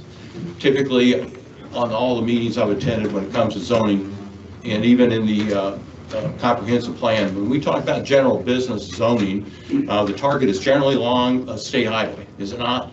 46 and 135, because it makes access easier. Okay, and so it's rare. Schultz is an exception, and then that's kind of unique because I know he's got, I think on his art farm, as I remember his presentation, he was renting that out to artists. I think was his intent, so it's more like a commercial rental, and he still lives on the property, and so it has very low impact of people coming and going. It's just individual residents, as I understand it, the way he presented it. So when we talk about this, it's a simple, and I think you base your vote on that. It was, well, it's R1, it's not general business. And there's, maybe you can get a special exception, but it didn't look like it. When I looked at the matrix on what was allowed within R1, it looked like that'd be a stretch for the BZA to make that particular exception. And then when people, and again, it gets back to the comprehensive plan, I think even the draft you guys presented, still we talked about targeting commercial businesses is along state highways. And that's just And been, typically with sewer capability, yeah, that's another thing I've always heard thrown out. another plus, but generally 46, 135, and more 135 north and 135 south, because that's a whole different. 45. Yeah, 45 is another one. There's commercial business there along 45. So that's been an established practice. So when people see a zoning and it's R1, they expect it to remain zoning R1. And when we talk about that, I mean, I'm empathetic. Great business, great model, super success. The contribution to the community, phenomenal. A+, I mean, it's not a business thing for us, it's a zoning thing. And I guess my concern is when we talk about, I guess I'm not real comfortable with the commissioners looking at these exceptions or conditions on a general business. That's a whole different issue. And I would rather see, if you're going to do something like that, to bring it up to the APC and you guys address it from a legal perspective. You got an attorney, and that's what happens on the Schultz thing. That makes a little more sense. It's like I'm almost putting that at the commissioner level at this point. Doesn't seem appropriate to me from a process perspective, because it's circumventing the process. I'd rather it be addressed by the APC and you guys address it from from the side, and then we can look at what your attorney says, what you guys said. Our attorney's got advanced to look at it, and then we have more of a basis to make a decision. The other concern I have is we're talking about, it gets back to the comprehensive plan. It gets back to a comp plan. It's almost like you're asking for an exception, a change within the comprehensive plan to allow different zoning. That I'm open to when we have those community meetings when it comes to updates to the comprehensive plan. And that's at a point when you go out in these areas is when you look at all these, and great idea if you can live on a property and run your business and have very little impact on anybody else. But that needs to be spelled out in a comprehensive plan. People need to identify what are those limits. If I'm going to have a business and live on it and have different types of businesses, folks that live around there need to really have a say in it. What exactly would be acceptable to the neighbors and what crosses the line? Yeah. And that's a comprehensive plan change, not a zoning change. It's a comprehensive plan change. So I have a hard time making A lot of that is spelled, sorry to interrupt, a lot of that is spelled out very clearly in the home occupation portion of the ordinance, which was redone in 2018, 2019. Okay. Could you explain that at home occupation? What's the difference? If I live on a property and I have a business, I'm running a commercial business, landscaping or construction or electric, what's a home business in that situation? So a home business, there are different types. You can have one with a special exception, which is beauty shop, barber shop, things with more employees. There are more customers, more public people coming into your office. So a lot of our builders, other electricians that don't have multiple employees, they don't even require a home occupation because it's just a guy going home and he's got a truck and a trailer. So it's just somebody lives there and they have a truck and a trailer. You call that home business, and he's, yeah. It doesn't need anything. Okay. Doesn't even need the $20 home occupation permit. Okay. So something that would need just the permit without a special exception. I'm drawing a blank right now. I don't have my whole ordinance with me. Well, I know the board, for instance, when we voted on the board thing, he was in a Lake District, which put him in a different category. Yes. He was in an R2, so that his business in R2 would have been a no-go for that kind of thing, but he's in a Lake District. And because he's in a Lake District, you had different rules within the zoning ordinance that allowed that to happen. And it allowed him to live on the property, repair boats. It wasn't that big a business, but enough. I mean, he was repairing boats and then storing the boats in and out of repairs, I guess, was the point. And given his property and location and all that, almost very minimal impact on his neighbors. And that seemed to work, that particular zoning thing. So when we're looking at stuff like that, that worked for him because he's in a lake district. Nearby a lake, nearby a lake residential district. Right. So he had a different option. He had an AV option as opposed to a GB option. Okay. So you have additional options the closer you are to a lake district or something like that. So really it gets back, our current comprehensive plan does not support this change. Correct. Okay. But under the future revisions of the comp plan, we can certainly address that because they brought up great examples of great examples, and we've got to look at that. We want to retain those kind of businesses. That's a good thing, but it's just not supported right now in the comp plan. Am I good conclusion there? And that's what the AAPC, the 4-to-1 vote, took those 5 items, A through E, into consideration. The comp plan, the current characteristics of the property. So the APC took that into consideration before their vote too. Okay. So ideally, if we can come up with a solution on updates, changes to that comp plan, we'd probably do, I don't know if we can do it in pieces or whatever, but I'd really like to take that one on as to what will people want in their area? What are those lines? What are those conditions? What are those conditions that the neighbors would accept? And everybody comes out ahead on something like this, but we don't have that now. So, okay. So the question, don't go anywhere. Okay. You're going to spend a lot of time talking, okay? So the question I have for you with regards to enforcement. So I know that you made a point, and I want to reiterate that point with this audience here, is your current organization as it's staffed is basically, enforcement occurs typically either through a complaint process, correct? Only through complaint. Only through complaint process, and then the other enforcement activity typically is when we're being approached with requests to take action through either a rezone of this nature, or if they're going through BZA and asking for special exceptions. And that's to just make them and bring them within compliance, correct? Correct. Okay, so,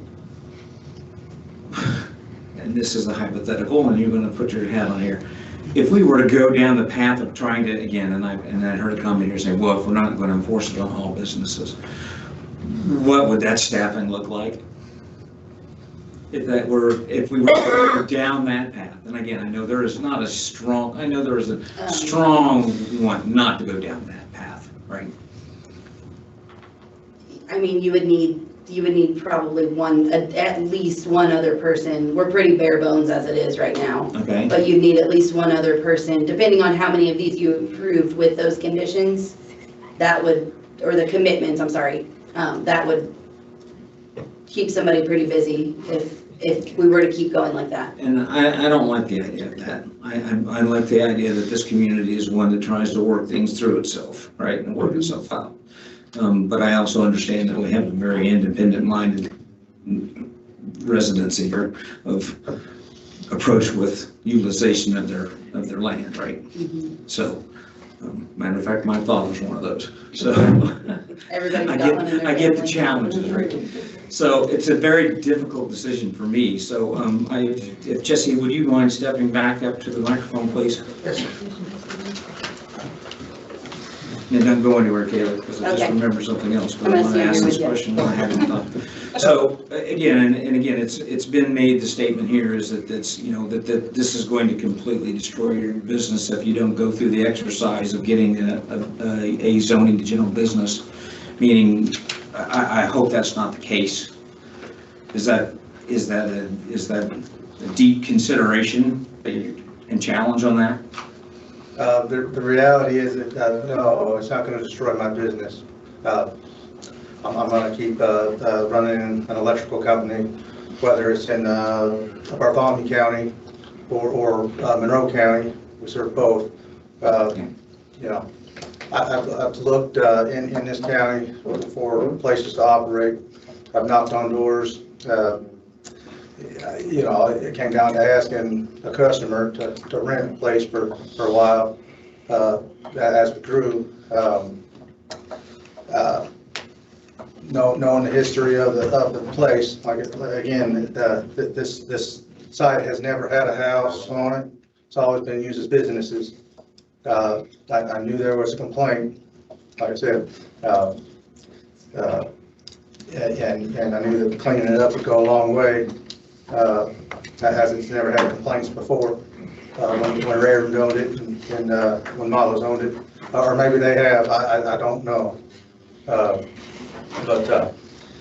you know, I feel like this is a topic that needs to be addressed, as far as you know, people that want to operate a business here legally and responsibly, and provide an infrastructure to the community. Again, the comprehensive plan that does state, you know, we should, you know, really encourage and make room for home maintenance-based businesses. And that's what we are. The reality is, you know, I've looked along 46 and 135. Greasy Creek is a main corridor that connects from 135. Ambulances use it, the county highway uses it, it's double yellow line road, and the county's growing. We're here to provide service to the businesses and the houses, and you know,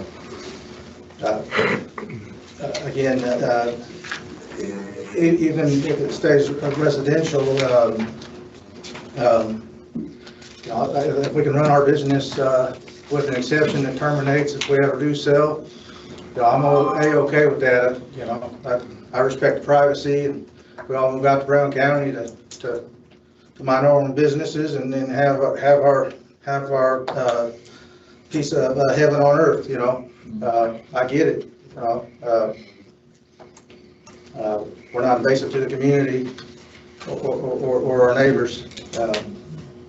We do good work, and this is like, again, this site never had a house on it, and it's always been used as business. To the point that was being spoke earlier, if you know, saying I was going to put houses on the property, that's not true. I'm able to, given the zoning as residential and approval of the present system. If it means that I need to put a house on there and live there, I'll move a mile away and live at the property if I can get a residential exception. I live in the Annandale neighborhood right now. I was out on Land and Ridge before my divorce 6 years ago. Again, I said starting a business is a decision I made with my maker. I almost had a heart attack, driving an hour every day and doing work for other people and businesses and industries. And I said, you know, I'm gonna operate here at home, closer to home, and start doing things that matter to me. And all the doors have opened so far in this venture. I'd hate to see this one close, because Brown County is important to me, and doesn't mean we won't service Brown County if we move to Bartholomew County. I'd sure hate to move there, where the business zoning laws are more clear and available. Thank you. You're welcome. Now, I completely forgot what I was going to follow up with you. So I'll ask you a completely different question. So one of the other issues that I identified when I went through the exercise of reviewing is, and as part of your review, which you mentioned, I think, and I don't remember who mentioned it, was that there was a commercial driveway permit issued from the highway department in December, and that, so the question I Before have, December. was it? I think it was June. I can look back through my packet. Yeah, you got it. I'll look if you want to carry on. Well, that's my question to you, and it's just a process question. That's not necessarily germane to the decision on that part. Is there any tie-off with the highway department when making sure that we're giving proper driveway permits as far as based on zoning. So he was asked by the zoning regulations to apply for that and be granted that as part of his submission. Okay, all right. I was trying to understand why we would issue a commercial driveway permit for Yes. something that was residential. No, So that's required by us. that was required by you. Okay, all right. Thank you. I just want to reinforce on the economic development. I started looking at our economic numbers out starting back in 2016. And when you think of Brown County, we always, I think the story is we're a tourism community, or tourism is our economic engine. Tourism is the economic engine for Nashville, but not for the county. We're a residential community. 77% of the wages earned in Brown County are earned outside the county. And so when you look at total wages that tourism brings in, gross wages is around 21 million. Everybody else is $510 million. And so we have over 50% of our land is in forest or state park, national park, different things. But even though that lowers our tax base, that's what encourages more people to live here. And so that's our economic strength, is getting more residents to live here, and you have to make it, and that's why you see the emphasis in the comprehensive plan as to, hey, what's in the best interest of the entire county, and that'd be residents and business as well. And you look at the job numbers, total jobs is around 3840. The number of tax returns that are filed are over 7,000. So a lot of retirees, a lot of retirees that move down here to live there, that people now we're getting that can work from home, and people that they either live here and they work somewhere else. So our economy is a little different. So from an economic development standpoint, the residents is a concern, and you're careful on not plan of maintaining that balance. But at the same time, sure, we'd like to have those small business, and we do, and encourage that, but at the same time not alienate, the silent majority of the residents just want to enjoy the county and the country and the terrain. So that's all I had on that. Any other? I'll speak here in a minute. Do you have any other thoughts there, Mr. Patrick? I do have one more question. I remembered what I was going to ask her. Good job. So, so if the action tonight, so again, this is my second time going through this with these types of requests. The last one was an approval. So the question I have is, what happens if there's nothing? What if there's a no vote to approve this? Is there an attempt to go back and reapply with, proposals like Tim was saying through him and? That's entirely up to them. Huh? That's entirely up to the petitioner. Are there restrictions on the timing of when that can occur? Is it, you can't do it within 90 days after? And then obviously if there's a question that goes down that, and that's a potential, which again, I don't know if that's the case or not. Sounds like, So their application here has no, let me make sure I'm understanding what you're asking. Their application here has no bearing on when or if they can present an application to the BZA. Correct. No, so let me clarify my question. Okay. Okay, so not going through the BZA. I understand that they can go into that approach, and then again, in my brief understanding of it, is I kind of agree. I don't believe there is an avenue possible there in just looking at what the special exception, but I'm not an expert on zoning, okay? And I've only read the zoning ordinance twice, right? So this is number 2. What I'm asking is, Jesse mentioned that there were, and I asked the question of Mr. Schultz, and he went through the exercise of getting a special ordinance with identified, can't be this, can't be this, can't do this, can't do this, okay?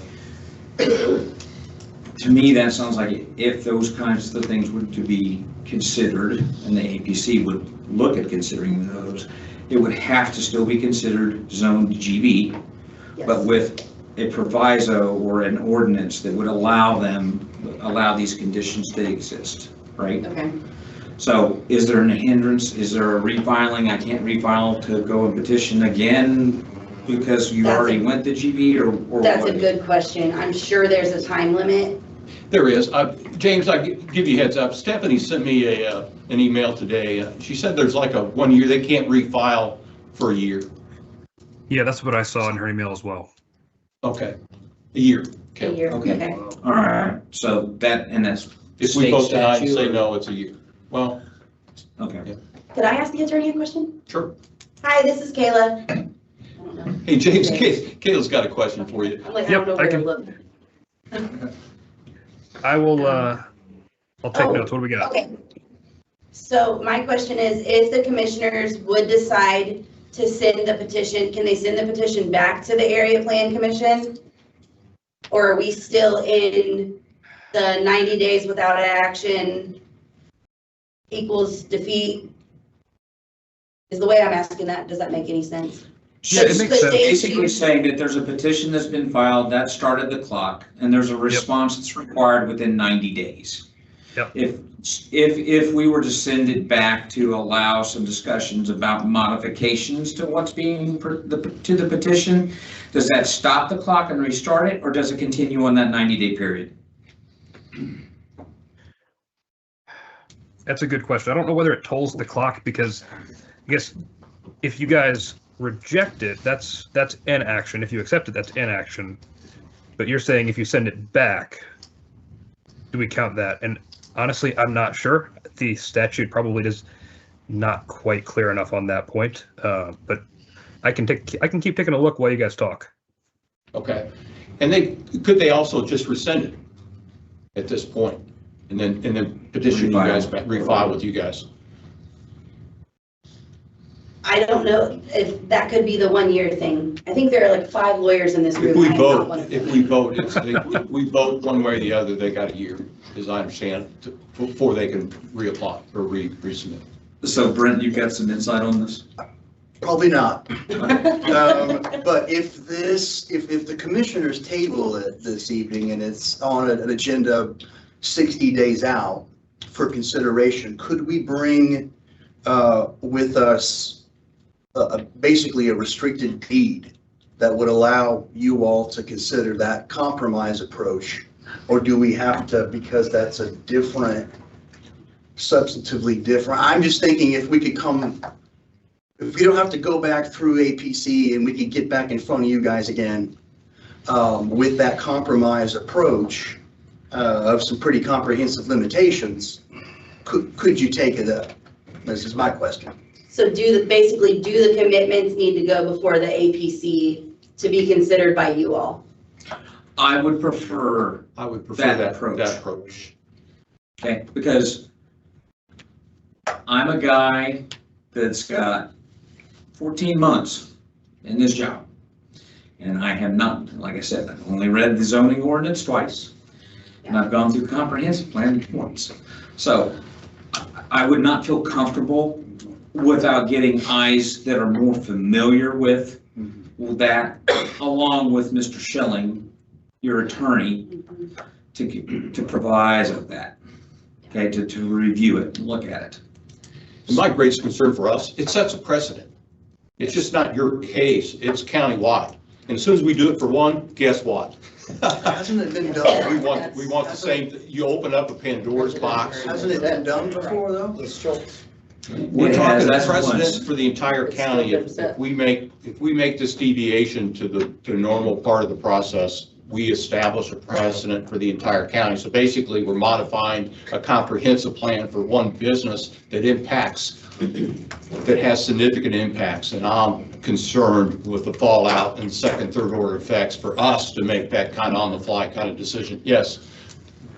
Yeah, you, the attorney, yes.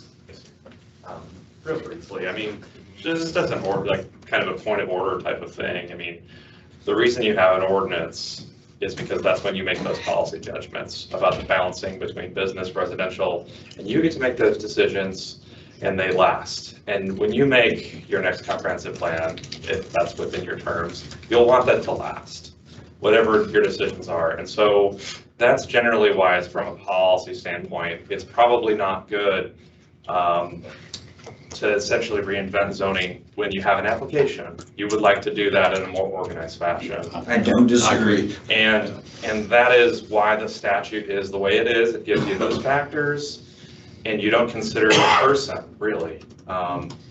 It's not Mr. Clark. I mean, it is his ground right now, but it may change and we don't have, I've never heard of a commitment that would just expire when the person leaves. I mean, essentially, I don't think that's legal. it's not really a thing that would be recommended or the precedent that you want to set, because when you make your decisions and you want to send a message to the next Board of Commissioners 10, 20 years down the road, you do want them to try to honor your policy judgments when you do that planning process. And I just think there's a wisdom in the way that boards most commonly, like yourselves, like to approach these decisions. Thank you. Understood. Thank you. Julia, didn't former commissioners zone stuff before that was what would be considered spot zoning? So the precedence has already been set? The precedence has already been set. Okay. So let me clarify that, okay? Precedence is based upon who sits in the seat. So just because prior commissioners perform that action doesn't mean that action can't change. Again, we're in a legislative body. You see things changing in laws and ordinances all the time. So again, so if it's talking about precedents being set, it would be precedents being set for this board, but Tim and I don't make it around in the next thing. And now you've got two new commissioners here who have a completely and totally different perspective on what zoning needs to look like and what the ordinance needs to look like to do that. So let me just say, let's try and reason this. Yeah. Okay. We have unanswered questions. Would it be totally out of line if I was to make a motion to table this until we can get everything clear? I mean, Mr. Clark's practically willing to do whatever, willing. And again, the concern that I do have with the prior gentleman stood up is that we're basing it upon an individual. And again, I think the other part of that is and I think I heard Kayla stand at the back door saying it's not legal. We don't know if it's legal or not. I don't know, right? I've been told it's something called the sunset clause.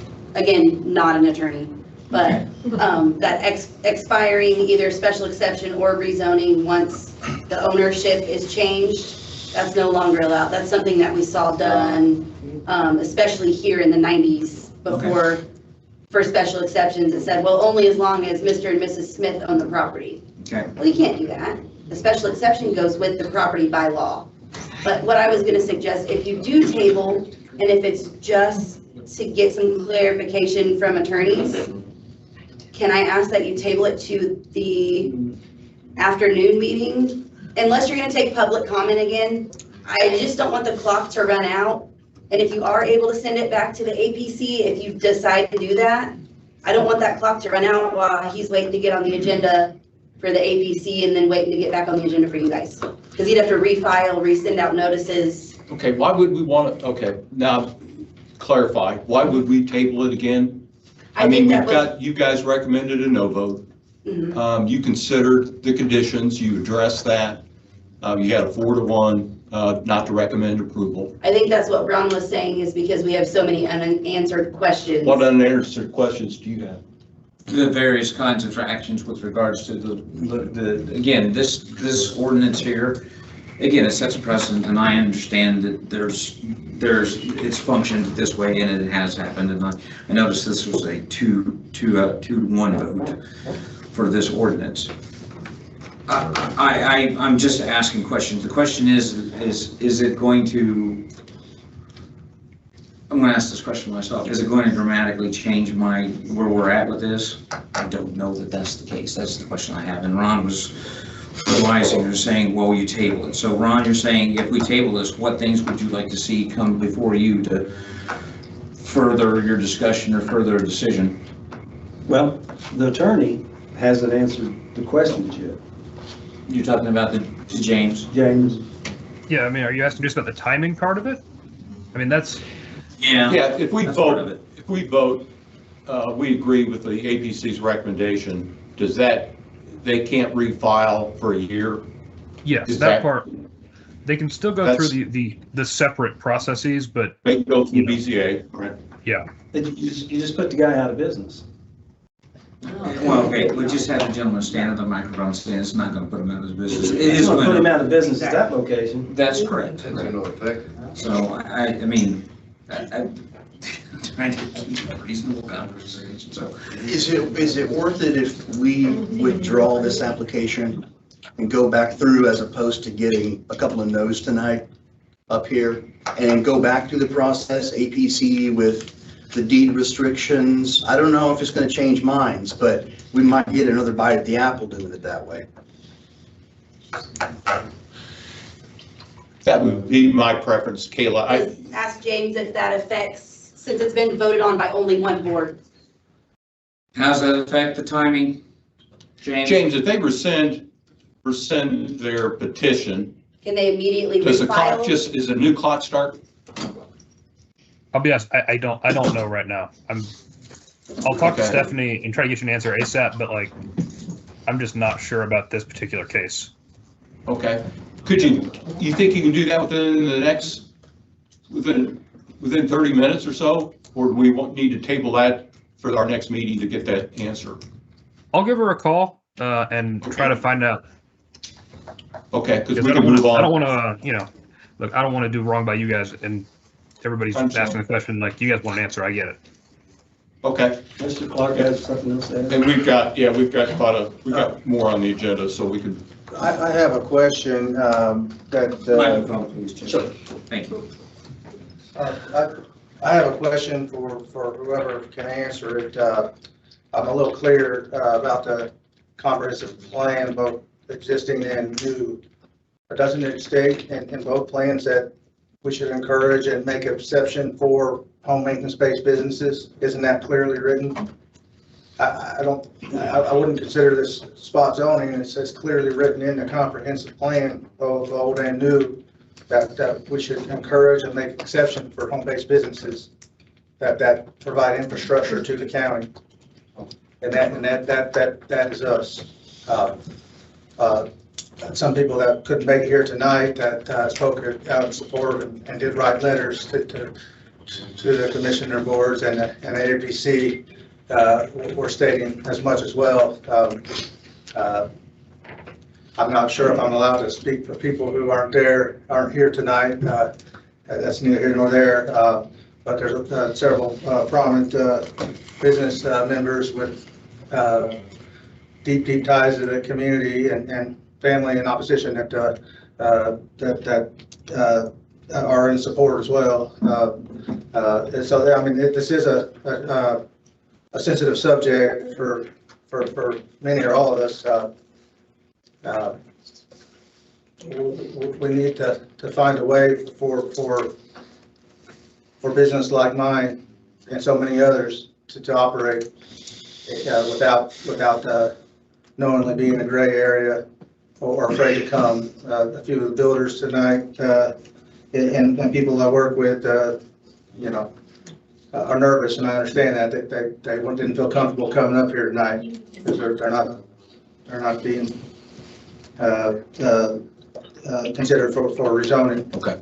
Well, so we're waiting to get an answer from our attorney. Yeah, We'll move on to the agenda. is Comprehensive it- plan also limits general business, encourages general business along the highways, along 46 and 135 and 45. It also specifically states that's a preference for general business. Preference, but not only. The other commissioners, like I said, have zoned the other piece of property, what would be considered spot zoning. What I'm asking is to table it until we can answer the questions and to see Mr. Clark is willing to do whatever to make this work. I mean, in consideration to him and all of his employees, and I mean, there's unanswered questions. I make a motion to table it and give everybody time to look everything over, not do a rush decision, and possibly mess a lot of people's lives up. I'm not voting for it, I'm voting to table it. So I asked that you clarify, would you be willing to stipulate a time frame to table it for next meeting, or first meeting, or third? Typically, votes like this happen in the second meeting. So wouldn't that be like the 15th of April? That way, we're not doing it in the afternoon because it's a big vote. Ron, what's your questions? My question is, do I get a second on table? Now, the question is, what questions did you The question is, feel are we haven't had our unresolved? questions answered by the attorney. What specifically is the question you want to ask the attorney. We asked James about the 1 year. If they can rescind it, can they reapply through the APC and then put those conditions in there? That's the one question that James is working on right now. Do you have other questions for the attorneys? You said It sounds to me like it's too complicated to all pull together. I'd rather take the time and get it right as to rush the decision. I'm asking for Jens to be reasonable and show these people some respect. Okay, so I take offense at that statement. Pardon? I take offense at that statement. I'm trying to be reasonable, and I've been very accommodating in this conversation, so. You take offense? Yes, sir, I sure do. Well, I'm sorry, I've taken offense too before. Yeah, I get that. That's all right. I'll just let you know. So, there's two questions that I have asked that James needs to answer. The question is from a process standpoint of, I made the statement, is if there's again, is it better to withdraw because there's considerations that need to be done here, and does that restart the clock? Again, if you can get that answer tonight, great, but I hate to, I don't want to bring people back to a second meeting. I'm gonna say from our perspective, talk to Stephanie, that I think withdrawing and restarting would restart the clock because you guys haven't taken an action, and it would kill the proposal. So there's no there. You guys always have the option of voting it down and, killing the clock for the, a year or whatever. But if the motion were allowed to be withdrawn, I think that should at least stop the clock from our understanding. Okay. Good. So if we, Go get my ordinance, my APC ordinance. if we request to withdraw the application tonight, we're not waiting that year to file it again. Will we go back to the APC and go through that process again? Okay. You would follow that process. So, yeah, this is specifically a board-centric answer. The APC's own time limits or regulations are not what I'm talking about. This is purely just as a motion before the board. Meaning the commissioner's board. The commission, sorry. Yeah. And it's the board's preference, right, that if we tabled it for 30 days to put together the deed restrictions, you would want to go back through the APC. And again, I'm not even going to guarantee you that that's the case, right? Again, here's an expectation that I would have with that, is that you would end up having a conversation. It sounds like Ms. Rogers was one of those that said, doesn't make any difference what you propose, I'm still a no, right? But again, the concerning thing for me in this conversation tonight in this zoning is that I've heard people say, I like the business and I like that, but I don't want it to be free for all after that fact, right? And so the question becomes and I think I also heard another discussion that says, well, you can put anything on paper, but unless you go through the exercise of enforcing it, it's not going to have any teeth to it, right? And we do have a working example of that right now with the junkyard that is on North 135, because they are not in compliance of covenants that are deed restrictions and that are operating restrictions. That's kind of off topic compared to this, isn't it? I mean, we're talking about Mr. No, it goes to the point of enforcement. Yes. Right. So, and it goes to the point of enforcement and compliance. Would you be reasonable enough to let them withdraw it? I'm fine if they choose to withdraw, and I'm fine if they want to start that. Is that okay, Mr. Clark? So if you want to make that motion. Let me ask. Mr. Clark, are you okay withdrawing your motion? I mean, to zoning, so you can try and figure it out? I would like to refer to my lawyer for an answer. But tonight, I think we would request to withdraw, and we can do some more research. Well, wait. No. They haven't voted. Okay. Area Plan Commission rules of procedure. So this is just when it comes before us, not when it comes to you guys. So final disposition of cases. A case may not be withdrawn by the petitioner after the vote has been ordered by the president. No case which has been denied by the commission shall again be placed on the docket for consideration by the commission within a period of 6 months from the date of the decision previously rendered. So to file again, if you withdrew and refiled for APC, it would, the way I'm reading this, 6 months from February 20, was the 24th. I left the rest of my notes in there, of course. What was the first part of that? A case may not be withdrawn by the petitioner after the vote has been ordered by the president. Is that, That's for APC, that's for APC? not for, yeah. So we can let them withdraw it, and then they can do what they want and come back? 6 months. They versus can't a year. refile before 6 months for the APC. Is that just for general business or with It's any petition commitments? file. I think. Yeah, so even if you added commitments, it would still be the same petition, it would just be adding commitments. Is that correct, James? That's our ordinance, he doesn't know. That's an Yeah. APC question, but I mean, what she's saying makes sense. Yeah, are the commitments that are something I'm supposed to already have on the deed or? No, I get it, and I don't Presented even, here again, tonight. I've got questions on that. It was saying that, we've got an example. Do we want to set that as precedence? It sounds like one of our members doesn't. I don't know that, and again, and I'll just make it a point that, you know, there's two more of us, and I'm not sure that I'm comfortable with setting that precedent. Yeah. Ron, Well, it's an I'll let outlier. you speak for yourself. Well, then I guess I'm back to wanting to table it. That would, I mean, I'll try again. If we table it, and I know you don't want to, I'm just throwing this out there again for what it's worth. If it's tabled, it stays as an application with the board. Correct. And then 30, 60 days, it would come back up for consideration. And, you know, by then, you know, we could have done some more research, some more deep diving, and could see if the compromise way would work and not go through the APC. And that's the fastest route for Mr. Clark. If it's withdrawn, it's 6 months from February, right? Yeah, the other attorney? Well, and if it's denied, it's 1 year to reapply to the board. I know, I'm thinking of. To the Board of Commissioners. Yeah, 6 months for the APC, 1 year for us. okay. Ever.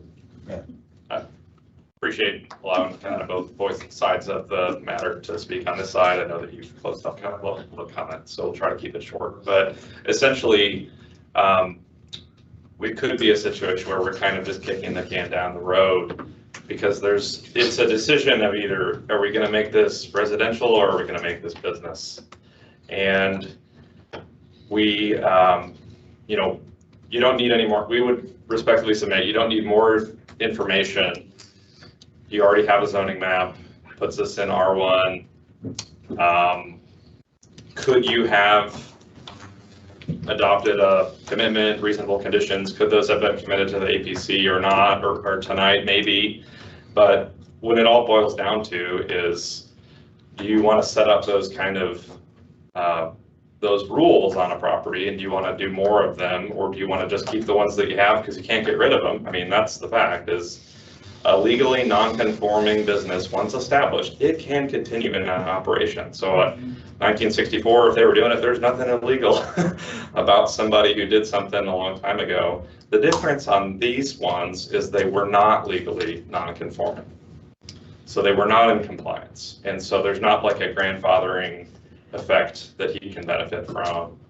And so that's what makes these kinds of cases different. I don't know that I know all the answers to the APC procedural questions, but I do know the answer that, you know, what you're discussing is whether you want to accept a written commitment or voluntarily committed by the applicant, or whether you want to impose reasonable conditions. And the interesting thing about that is you don't have a lot of options. And so I don't know that you really could put reasonable, so what reasonable conditions would be on general business.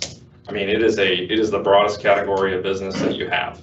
You would be very narrow. I mean, what you're basically talking about is a PUD, a plan unit development ordinance that was discussed at the APC. They vetted that option, and Mr. Robertson, I believe, could speak more intelligently to that. But essentially, you don't want PUDs all over the county. And there's a lot of different requirements to do that. And so I guess I just wanted to highlight that for those who weren't there or didn't hear the APC meeting. Those concerns were addressed because you can, I mean, in fact, I'm well aware of how a PUD might work, but that is probably not the kind of direction that this one is needing to go if you are trying to keep it residential. So if you have I mean, I'm happy to answer those questions, but I don't know if that's appropriate. Okay. So if we put the restriction on it that it's only for Mr. Clark to do his business there? Can't. Can't? Well, and then when he leaves, it goes away? So I guess the question would be, it really kind of goes straight against the comprehensive plan. It goes against the neighborhood. I'm not telling you what you can or cannot vote on. I mean, you're here. I don't sit in your chair at all. So I want to be respectful to any decisions that you choose to make. But the idea of imposing reasonable conditions would be legally problematic. If he were to bring forward a voluntary commitment, what you would be saying is we're essentially kind of creating a new zone definition. And PUDs are for that, but that is a whole process. And I think you've got to decide as a board, do you want to have something which kind of raises to the level of a PUD here? Which, yeah, I mean, commissioners can do those sorts of things and we would be strongly against them for the reasons of what would actually, the uses that would actually take place. And so that's what we're not really arguing about your rules or the timing of anything. We're really just saying, we think the main concern is, do we want a business on the street? And our answer is no, and their answer is yes. And I realize that puts you in a tough decision, but I don't think it's a procedural question. I think it's more of a policy judgment. Do we want a business or do we want a residence? And I think the APC was saying it doesn't really so much matter because those conditions were brought up at the APC. He didn't use legalese, but they were there, and that didn't. I mean, I'm not able to change our position on that. So I don't know if that even answers your questions were. So I'm do my best. Well, and I don't think it addressed the residents' concerns either. So. Yeah, I don't know that we could, honestly, and we could come back in 30 to 60, 90 days, and honestly, we would be saying the same thing. So we think it should stay residential. And I disagree, because I have to, but also because I think Mr. Clark and his employees and their families have made a pretty good case tonight to continue doing business. So another bite at the apple, I don't think is unreasonable. I think that what they're doing, and I think there's been precedent set. I know that there was a comment about, well, that was a different board, but there's been precedent set about deed restrictions being a part of approval by the board. So just trying to let you know that, it's our position that we should be able to withdraw and go back through the APC.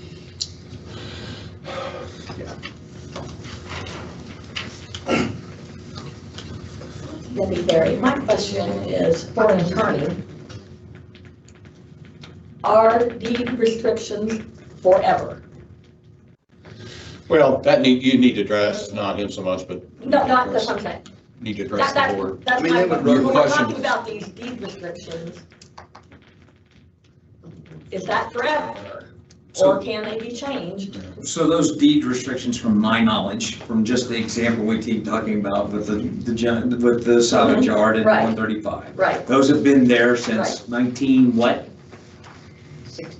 They've been there longer than They've been longer there, been there longer than others. So those restrictions are there, and that is a course of action. So that means that you as residents, if that were things put in place, would have a means by which to go through the exercise of exercising civil law. They would go with the deed, They would go with the deed. regardless of who owns it. That's correct. Run with the land. Yep. And that would be when you would zone it general business with the deed restrictions? And it would. Again, that's a question I don't have the answer to. And that's why we're concerned. So, For general business. the gentleman that's, Ms. Rogers' attorney, can you raise your hand so you can come back, please? My understanding, and your attorney can correct us, is that commitments are things that only Brown County government gets to enforce. And so we would respectfully submit that if you're going to accept either a written commitment or impose reasonable conditions, it doesn't make us feel very good to know that we would need at least one more person on staff to be able to handle it, because we can't enforce it. There's nothing we can do to enforce a commitment that is only for the county to enforce through its office. That's, just want to make sure I said that correctly.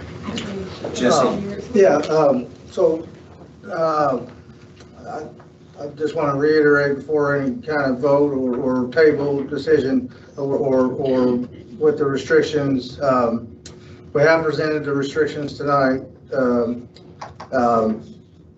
We presented them to Mr. Paganelli over here, the law firm, but didn't know who to present them to between ABC and now.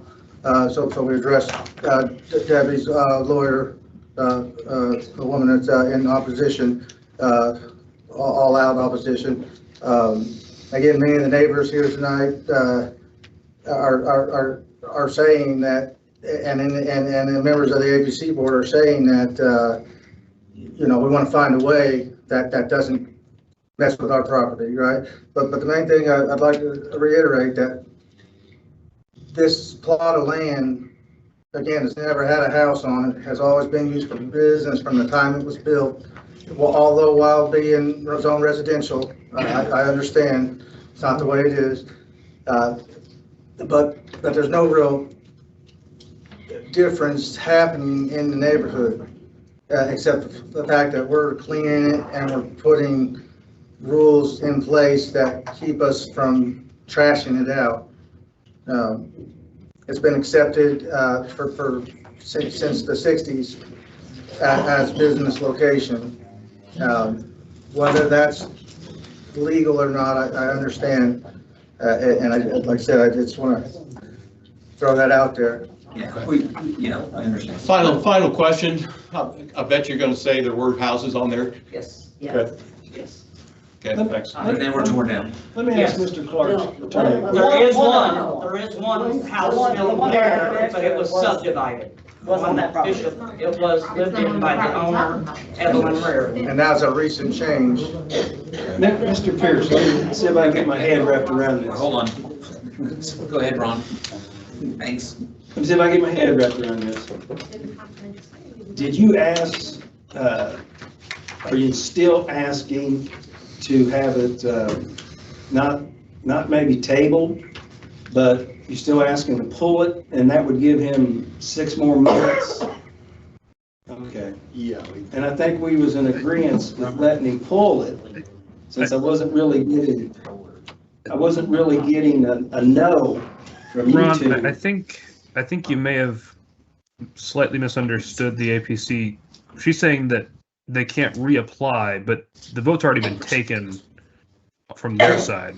And then I'm not sure that at this point, I mean, he could pull it, but he couldn't reapply.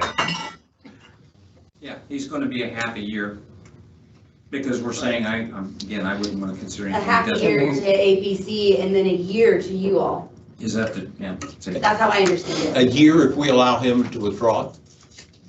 It was a It'd year. be 1 year from today. If we voted no, it'd be a year, is the way I read the email. Yes.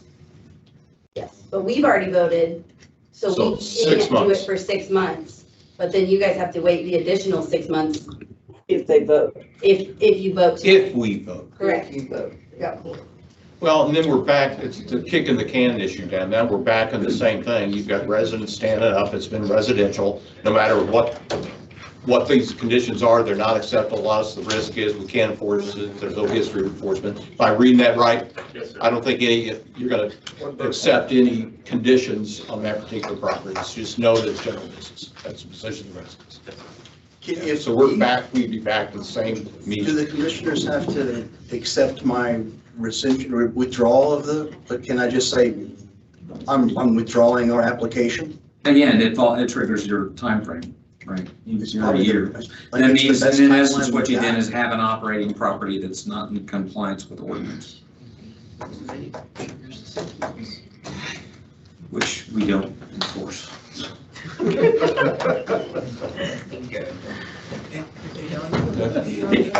I'm gonna make this statement that we don't have the bodies in the APC to enforce the ordinances.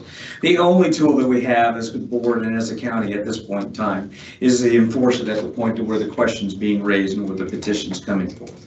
I believe that will make the point back in the back row. So if we go down this path and take a no vote, I mean, there is the risk that he could continue to operate his business in defiance of the ordinance. I would want some guidance from you all to, Yes, because the APC is going to say, well, is this something the commissioner's going to want to go through and pursue an we'll enforcement on need that? help with enforcement. Yeah, I don't pitch that position. The other one, I preferred that this was this was a change to the comp plan, not the deviations to what that standards. We need to address that comp plan. Is there a timeline for them being kicked off the property if you guys vote? It depends on, again, it's, Kayla's the expert on that. I mean, I've given as much grace as I think I've given more than I'm really supposed to give at this point. I don't want to keep kicking the can down the curb because that's not helpful, because then we're weak on enforcement. All right. Ron, anything else? I think I'm back to trying to table it. Okay. And then. And a motion? Motion to table. Is there a second? No. No second. Another motion? I hate to do this. At this point in time, given the conditions and looking at the comprehensive plan, my motion would be is that we not rezone this to general business. Okay. I'll second that. Okay. Roll call? Ron?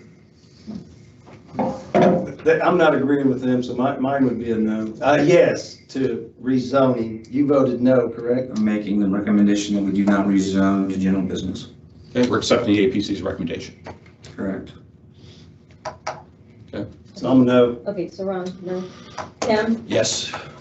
Kevin? Yes. Thanks, everyone. Again, it's the business model, your experience is great. What that wasn't the issue. It's all about the zoning, the land. 5-minute break. Sure.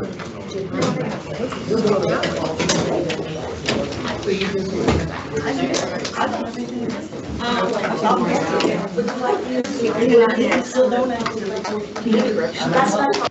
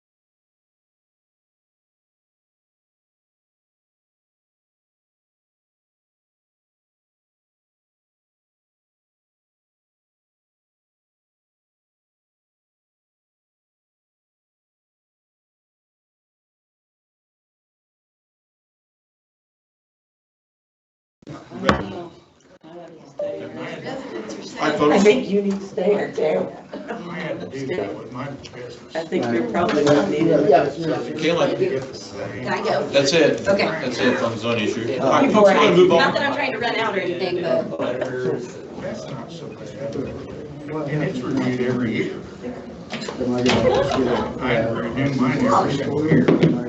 That's like Not like it's- Yeah, that's up to Kayla. And it stays with. Okay, she's gonna ask for your Residential zoning. You can try that and try it. We operate, store material, and I got everything personal. That's it. You can try that. With the BZA. What I put in my barn is my business. Yes. I don't need to have my vans there, I mean, they're my vans, you know, whether I have a company logo on them or not. You know, I'm not manufacturing. Understood. Thank you. Maybe they could park the vans at home. What's that? Maybe they could park their vans at home. Yeah, that And then you just go there to your barn to get what you got stored in your barn. Possibly you could, you know, build a house there, and come back. Thank you, guys. Valerie, I'll move you up. Appreciate it. Then the rest of it's just pretty much boring stuff on our part. Wow. Should put her up on front. Yeah. It's okay.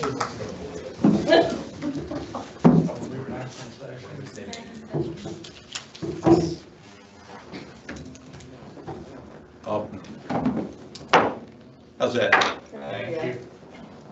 Robert, be proud of me, right? Somewhat. All right, now we go again.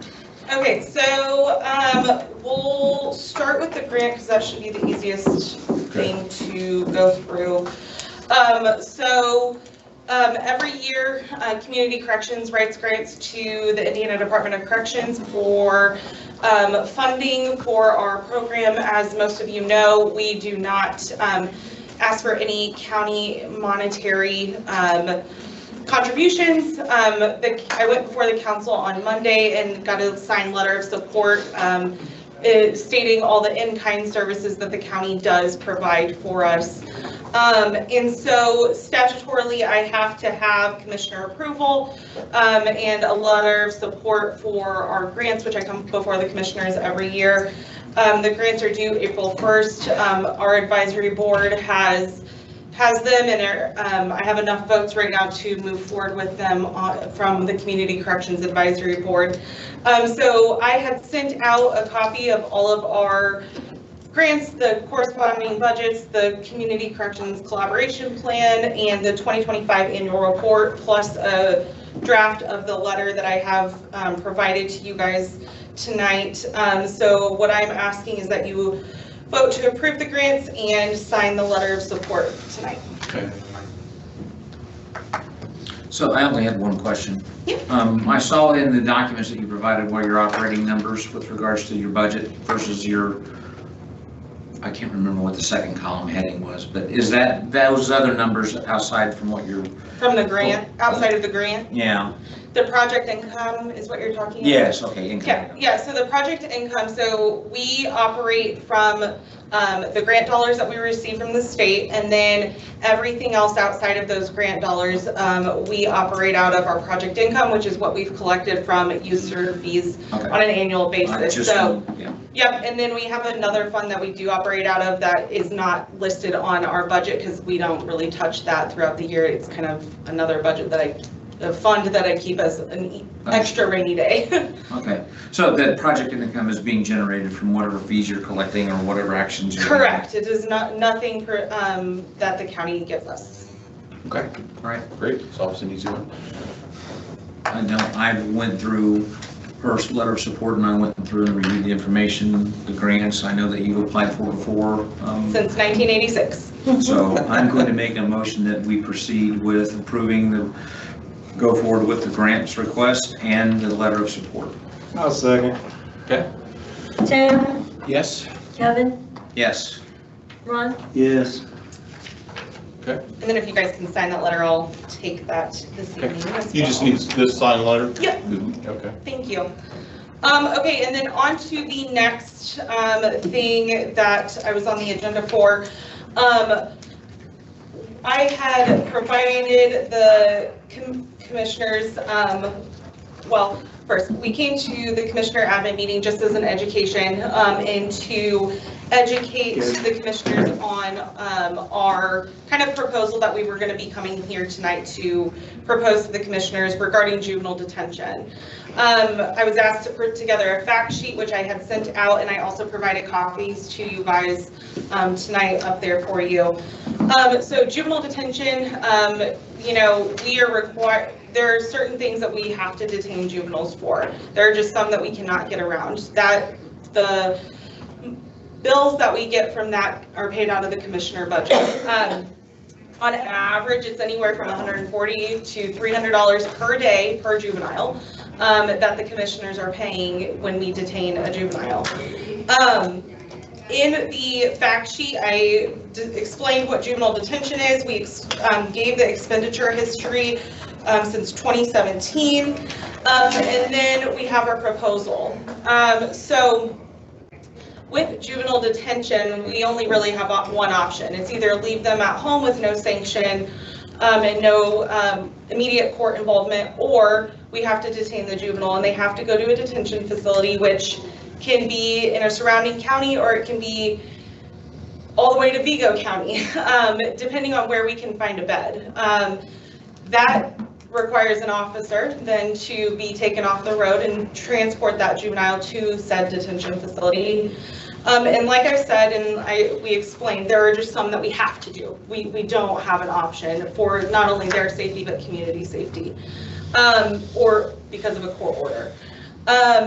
However, one option that we would like to have the option to do is to have a detention alternative of placing juveniles on home detention, which is a cost of $7 a day. And so having that alternative, the goal is to, one, be able to have an alternative when we don't have a bed space, to be able to have an alternative for kids that we really don't need to detain, but we need to have immediate intervention. And so then we have that alternative instead of our only option being detention. And also the other goal is that we potentially and hopefully will help alleviate that commissioner budget and the expense to the commissioners down the road. Like I said, there's some that we just cannot avoid, unfortunately. And I think we reviewed, even just last year's, it was the 3 same juveniles that we were seeing. And so when you have that, we kind of get stuck. However, then we're hoping to alleviate some of the newer juveniles we have that potentially would not need to be detained, but have it sanctioned before the court at a much quicker time frame. So our ask is that that $7 a day during that kind of pre-adjudication phase where it would be detention, that the commissioners would pay for that as an alternative to detention out of that detention fund. Okay.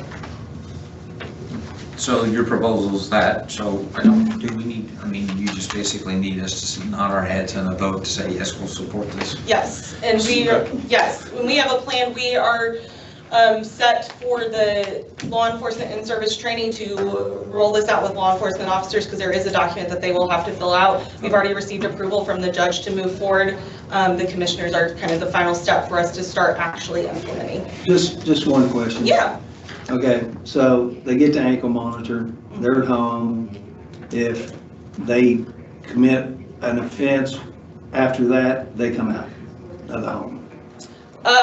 That is at the discretion of our juvenile officer, and if we have enough probable cause to do anything about that, because they still have due process and we still have to abide by their constitutional rights and obtain probable cause.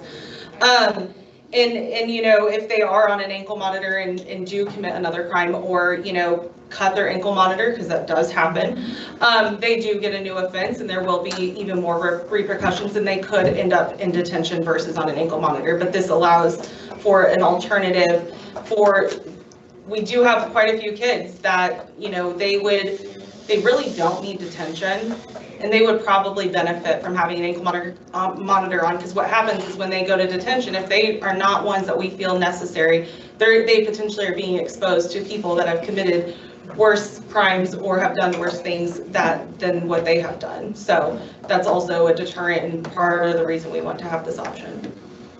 Okay. I'm good with it. Yeah. I'll make a motion that we, sorry, Tim. No, that's good. I'll make a motion that we support the proposal that's been presented here by Mallory to offset costs to the county under the commissioner's budget line item for juvenile detention by allowing the use of. You done? Yes, sir. I'll second. Okay. Kevin, Yes. Ron, Yes. Tim. Yes. Okay, thank you. Thank you, guys. Thank you for your patience. Thank you for your patience. Yeah. Glad I could spend time with you guys. On her birthday. Oh, man. Oh, no. Get some coffee, will you? I will, I already have it Okay, for. thanks. Thank you. Thank you. I'll send that to you. Okay. But we'll be rolling out, Kevin. Auditor contract? Auditor contract. So, Ron, so I read the contract. There's language in there for termination clause. Our attorneys reviewed that was presented. This was a contract that was entered into before. I'm sufficient with that. So do we need to have a discussion on it, or? You good with it, Julie? Yep. Okay. So I'm basically making a motion that we accept the auditor's contract for the homestead deduction audit. Management. Second. I did. Ron, Yes. Tim, Yes. Kevin, Yes.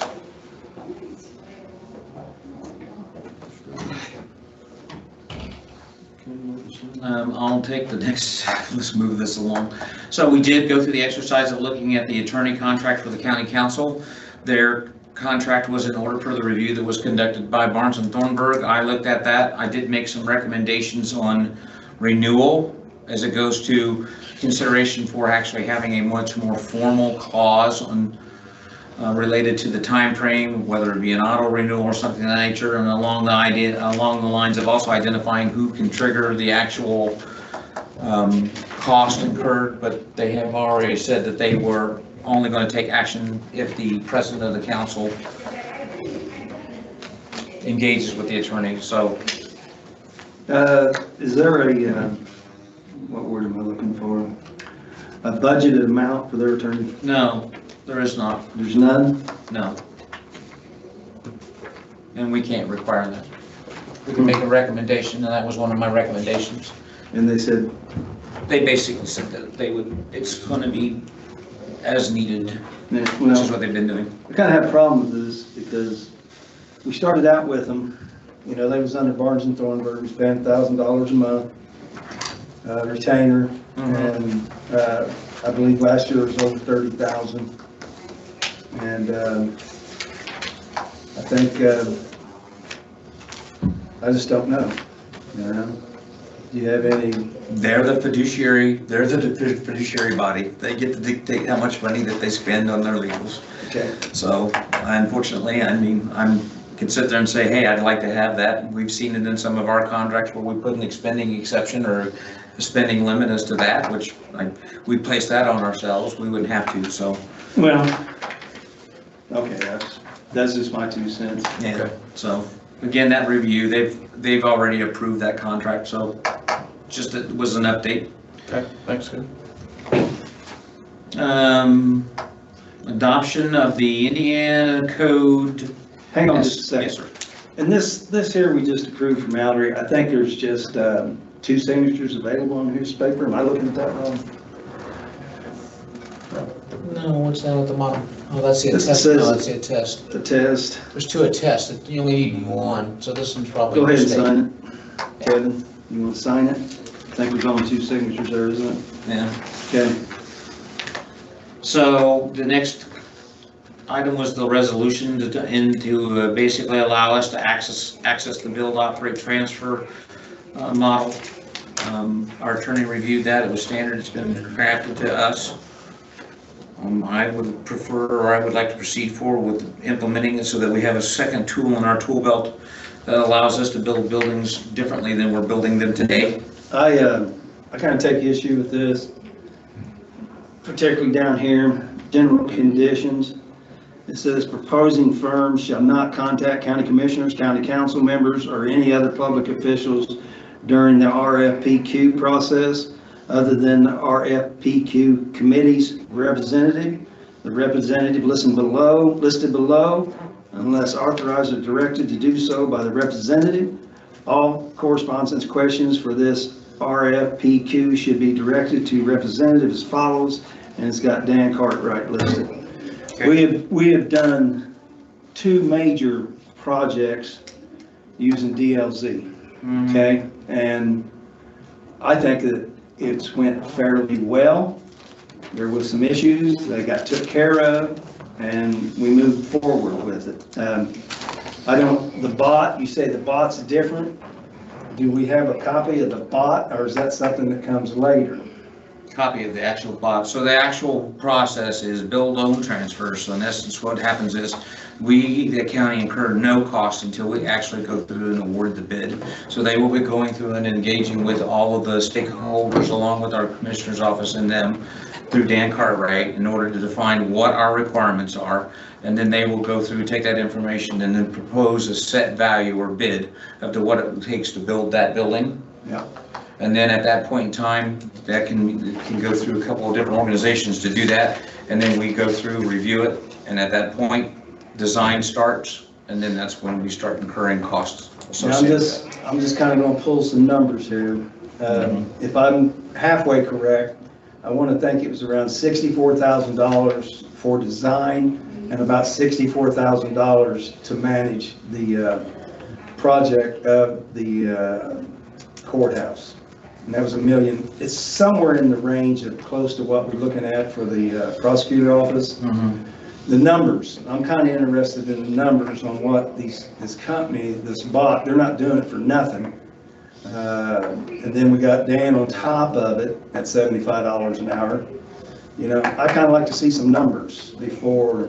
You won't get those numbers until you exercise the bot process. Well, that's why I'm not in favor of the bot. Well, this is just a resolution giving us that option, right? Yeah. And Julie, we need a number on a resolution number. Okay, 2025? 2026, sorry. 2026, sorry about that, I'm still in 2025. What, 03? 03. 18? 18. 000. 000. That's easy. So just go back up to, let's just back up with the DLZ. DLZ, so in the recent project that we've had with the jail, they basically came forward with 2 change orders that were basically pushed back on by us, and those change orders have disappeared. But in my take, in my experience when managing projects of this nature, there was negligence, in my opinion, on what the work they did. Be careful. So they did not go through and when they did do their walkthrough and all of that stuff, it was missed items that should have been caught on that walkthrough. Now you understand that DLZ don't get the money from the change orders. They just DLZ's present, the cause of the change orders. They present the change orders, the contractor is asking for that. I understand that. And what I remember was you said something about some $2,000 sensors that come, and you actually, I believe, used the one that the maintenance people had taken out. Is that correct? That isn't correct. There were So 2 somebody issues eat with the control 2,000? systems. So The contractor had to eat the 2,000 on the sensors, is what you're saying? basically went through with the company that provided those sensors, and they basically furnished those sensors through the providing sensor company. So then the other change order was kind of minimal? The other change order was much larger than that. It was over almost over $20,000. And it was, again, because they were sensors that are in the unit that they did not forecast or see through the exercise of DLZ when they went through that. And we removed the existing sensors in the units and used them in the new units. Well, in $1 million plus construction, you're going to run into issues. Yes. On $1 million, I don't think that was out of line. It got took care of. DLZ is a multi-million-dollar company. Your own words, Kevin. You said DLZ is a multi-million-dollar company that has the resources. They actually use their same attorneys that we do. But you're wanting to put it all in the hands of this guy here? This other guy, Dan, basically? That's Dan's our representative to basically communicate what we have. That's $75 an hour, so how many hours is he gonna put into this project? He's gonna put in the hours that's needed to take to do the project. Yeah. So that could be So again, so I'm gonna go. $3,000 a week for a year.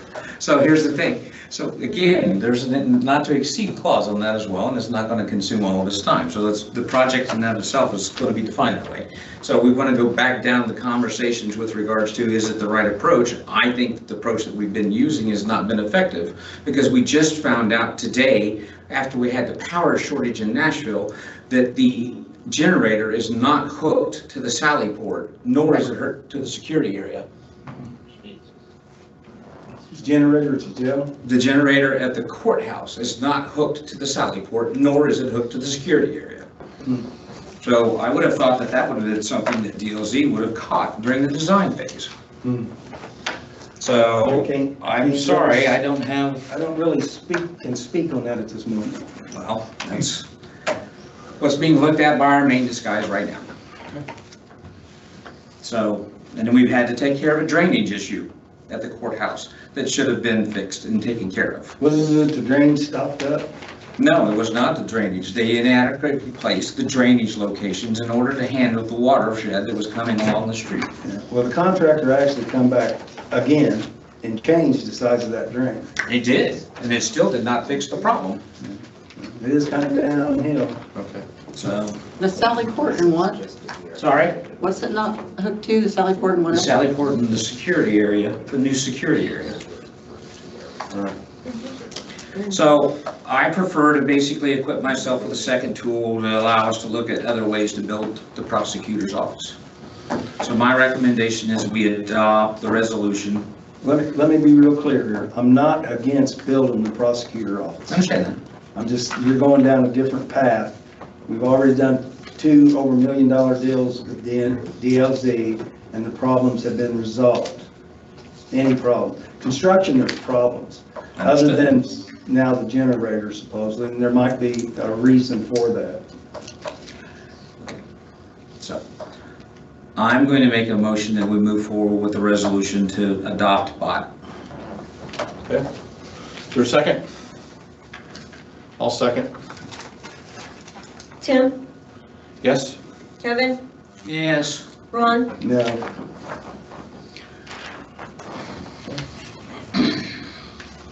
Takes us down to the Quality of Life Committee. Update on that one, Kevin? So I'll try to keep this short because we're well past reasonable hours. So the Quality of Life Committee is basically an advisory board to the CDC. That committee originally was basically put together to get public support from the various innkeepers and other members of the community to adopt the increase in the innkeeper's tax. That was its main purpose from the very beginning. It rolled over to this whole thing of once the innkeeper's tax came forth and the legislation was able to be changed, to now look at as supporting from a community group of partners from the community foundation, the council, the commissioner's office, the school, and things of that nature, to help identify how those funds that are being used can be applied in a grant process that the CDC is putting, that the Quality of Life Board is putting structure around.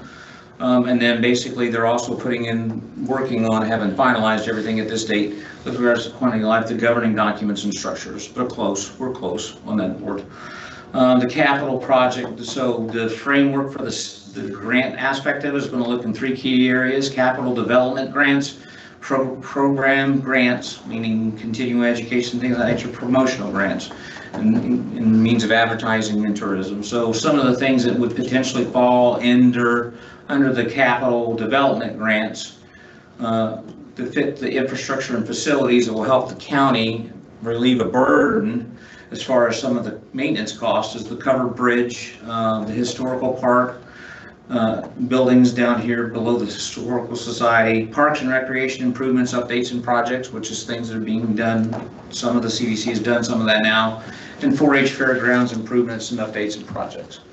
The other part of that is a method to continue or try and increase focus on engagement in the community. We've engaged in a sustaining with IU in a sustaining Hoosier communities program. And that particular program in and of itself is basically had 2 brainstorming, information gathering meetings to talk with various, I don't know how many. We got the results back this past Wednesday. Okay, so how many people actually attended? It was over 120. Okay, We're the smallest county that they've partnered with so far. We're the 7th, and we were the most attended. Right. Wow.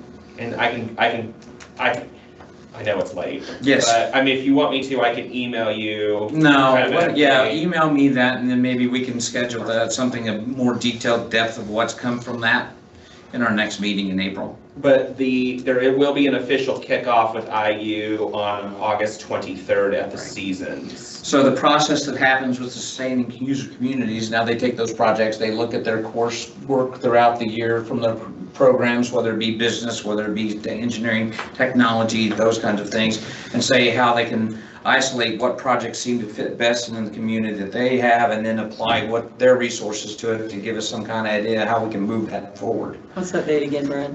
August 23rd. It's a Thursday, let me check.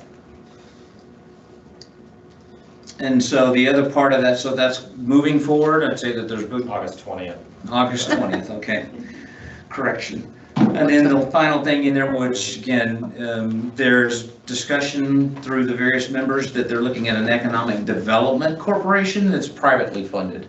Good, okay.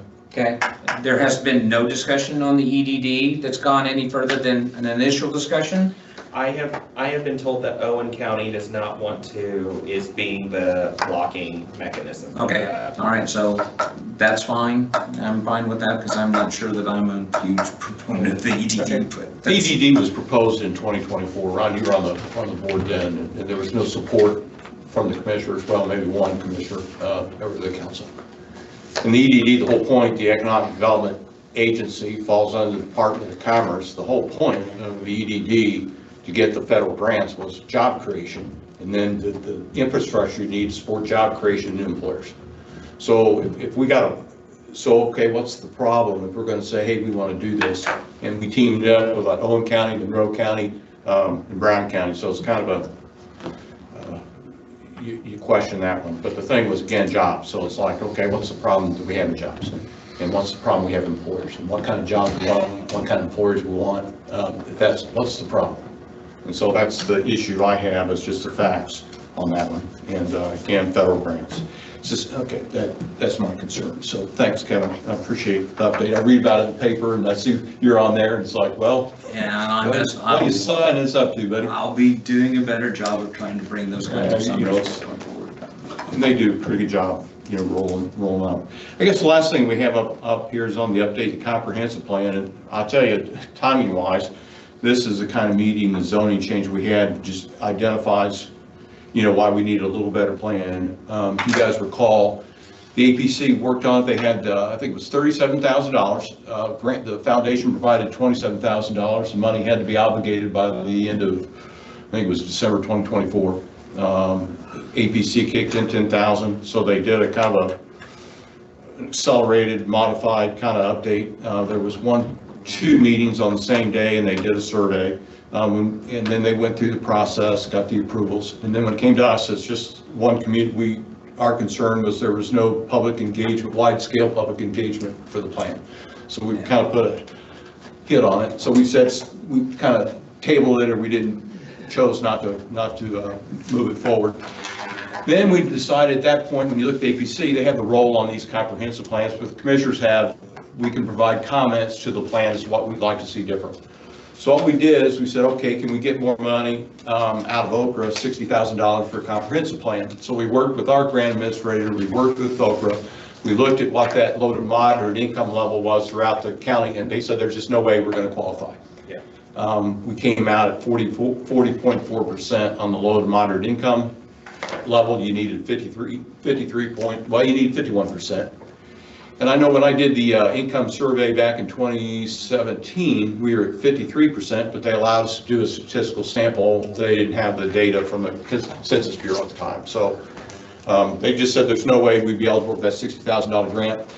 Then to support community engagement, we applied for another grant with our grant administrator, the Rural Economic Development Grant, RED.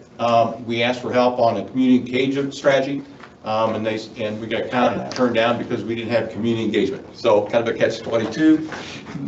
At that point, we asked the RDC to come up with a community engagement strategy, which they did. They kind of drafted an RFP, which they did. I gave that to the company, Cynthia Bowen from REA Associates, that did the town's plan, to take a look at that and say, hey, could we do a community engagement kind of prototype with Van Buren to test this concept that would support the updates to the comprehensive plan. And they gave me kind of an outline and said, yeah, they can do that from a planning perspective. It's called a sub-area plan. So we've got an idea from the commissioners as to how we can get that community engagement, get the information we need to put a viable updates to the plan. So if we can do it in, like I say, one township, we do it in others and pilot that and get the input from citizens. So at that point, I got Kayla last Friday, took the proposal, boiled it down to 2-page summary with a couple attachments, and we're going to talk to the APC and then identify next steps. And then Tim, if you want to use the CVB's mailing list to get that word out for these community meetings, please let me know, and we would be more than happy to assist. Okay, Brian, well, I'll keep that in mind, yeah. So next steps, we just get with the APC and say, hey, here's our comments. Where do you want to go from here? And there's different options. So got to get their buy-in. They can say thanks and no thanks, and keep that draft plan on the shelf if you want. But we kind of don't want to do that. So that's kind of it from the update. So I'll let you know. Next step is getting with the APC, and we'll go one-on-one, or we can have a joint meeting, whatever they want to do to work through it. But if we can combine the 2011 and the draft with the notes that we made and the expectations we have for the plan, I think we can have a pretty decent plan. And that kind of plan we'd have to address, that's when you address this issues on the businesses and the zoning. Got to find out, got to drill that down by areas and identify what residents are going to accept when it comes to those businesses. Got to do it. I mean, these guys just reinforce how critical that is. So that ought to be a get it going moment. So let's fully expect we can do something with that. So that's it for me on the comprehensive plan. Kevin, back to the legal review. I got you March 19th. The town's going to look at that. So the town's attorney did go through the exercise of looking at the parcel transfer. They found no issues with it. We didn't have to cage attorneys any further on that. So the communication that I have from Sandy Jones is it will be signed in their meeting on the March 19th. And so once we get that, we'll get it recorded, make sure that we have everything in spot, and then I'll put that in the hands of Mark Shields and ask him to start working on getting the power back at the Salt Creek Trail, so we can put the things back online. Okay? Stacy, you got anything from the commissioner admin standpoint? You good? I'm good. Okay. Highway Department, we're scheduling interviews. We've got several resumes, and we're in the process of scheduling interviews, hopefully next week. And then we got the draft bridge inventory rating and inspection report, and we're taking a look at that. That's pretty interesting. We had an estimate of replacement of 8 bridges at a cost of around $88,360,000. Rehabilitation needed on 27, estimated cost $9,670,000. On posted degraded bridges, interesting, we had 38 of those. Well, it's nice, Kevin and I both learned, you learned a little faster than I did. When we have a posted weight limit on a bridge, that's like it needs work. Oh. When they build a bridge, they build it to the maximum weight that bridge should handle. And when you have depreciation or issues with the bridge, they lower the limit, and so they have to post it. The post keeps us, is for our insurance purposes. That's actually. So when you see it posted, it's like, ooh, it needs work. And so what's nice is, and what we're doing a little different, once we have like a database of these kind of bridges, because typically these past reports kind of stand alone, and then you look at maybe, what I ordered, about 18 million. That's about the same amount of money we had maybe the previous bridge report. I remember Sarah Clifford writing about that, and it hit my radar when she threw out the numbers. So the numbers seem like pretty stable because we go in and repair and replace, and so we keep our head above the water, but I don't know if we're making much progress. So if we can monitor this over time, which is what we intend to do, then we could see what kind of progress we're making on these bridges and make them a little higher quality for everyone. So pretty interesting report, very detailed. So that's all I have on legal. James, anything? Nothing from me. Okay, hey, appreciate your help tonight. Yeah, absolutely. Okay. Okay, motion to close. Motion to adjourn. Meeting adjourned.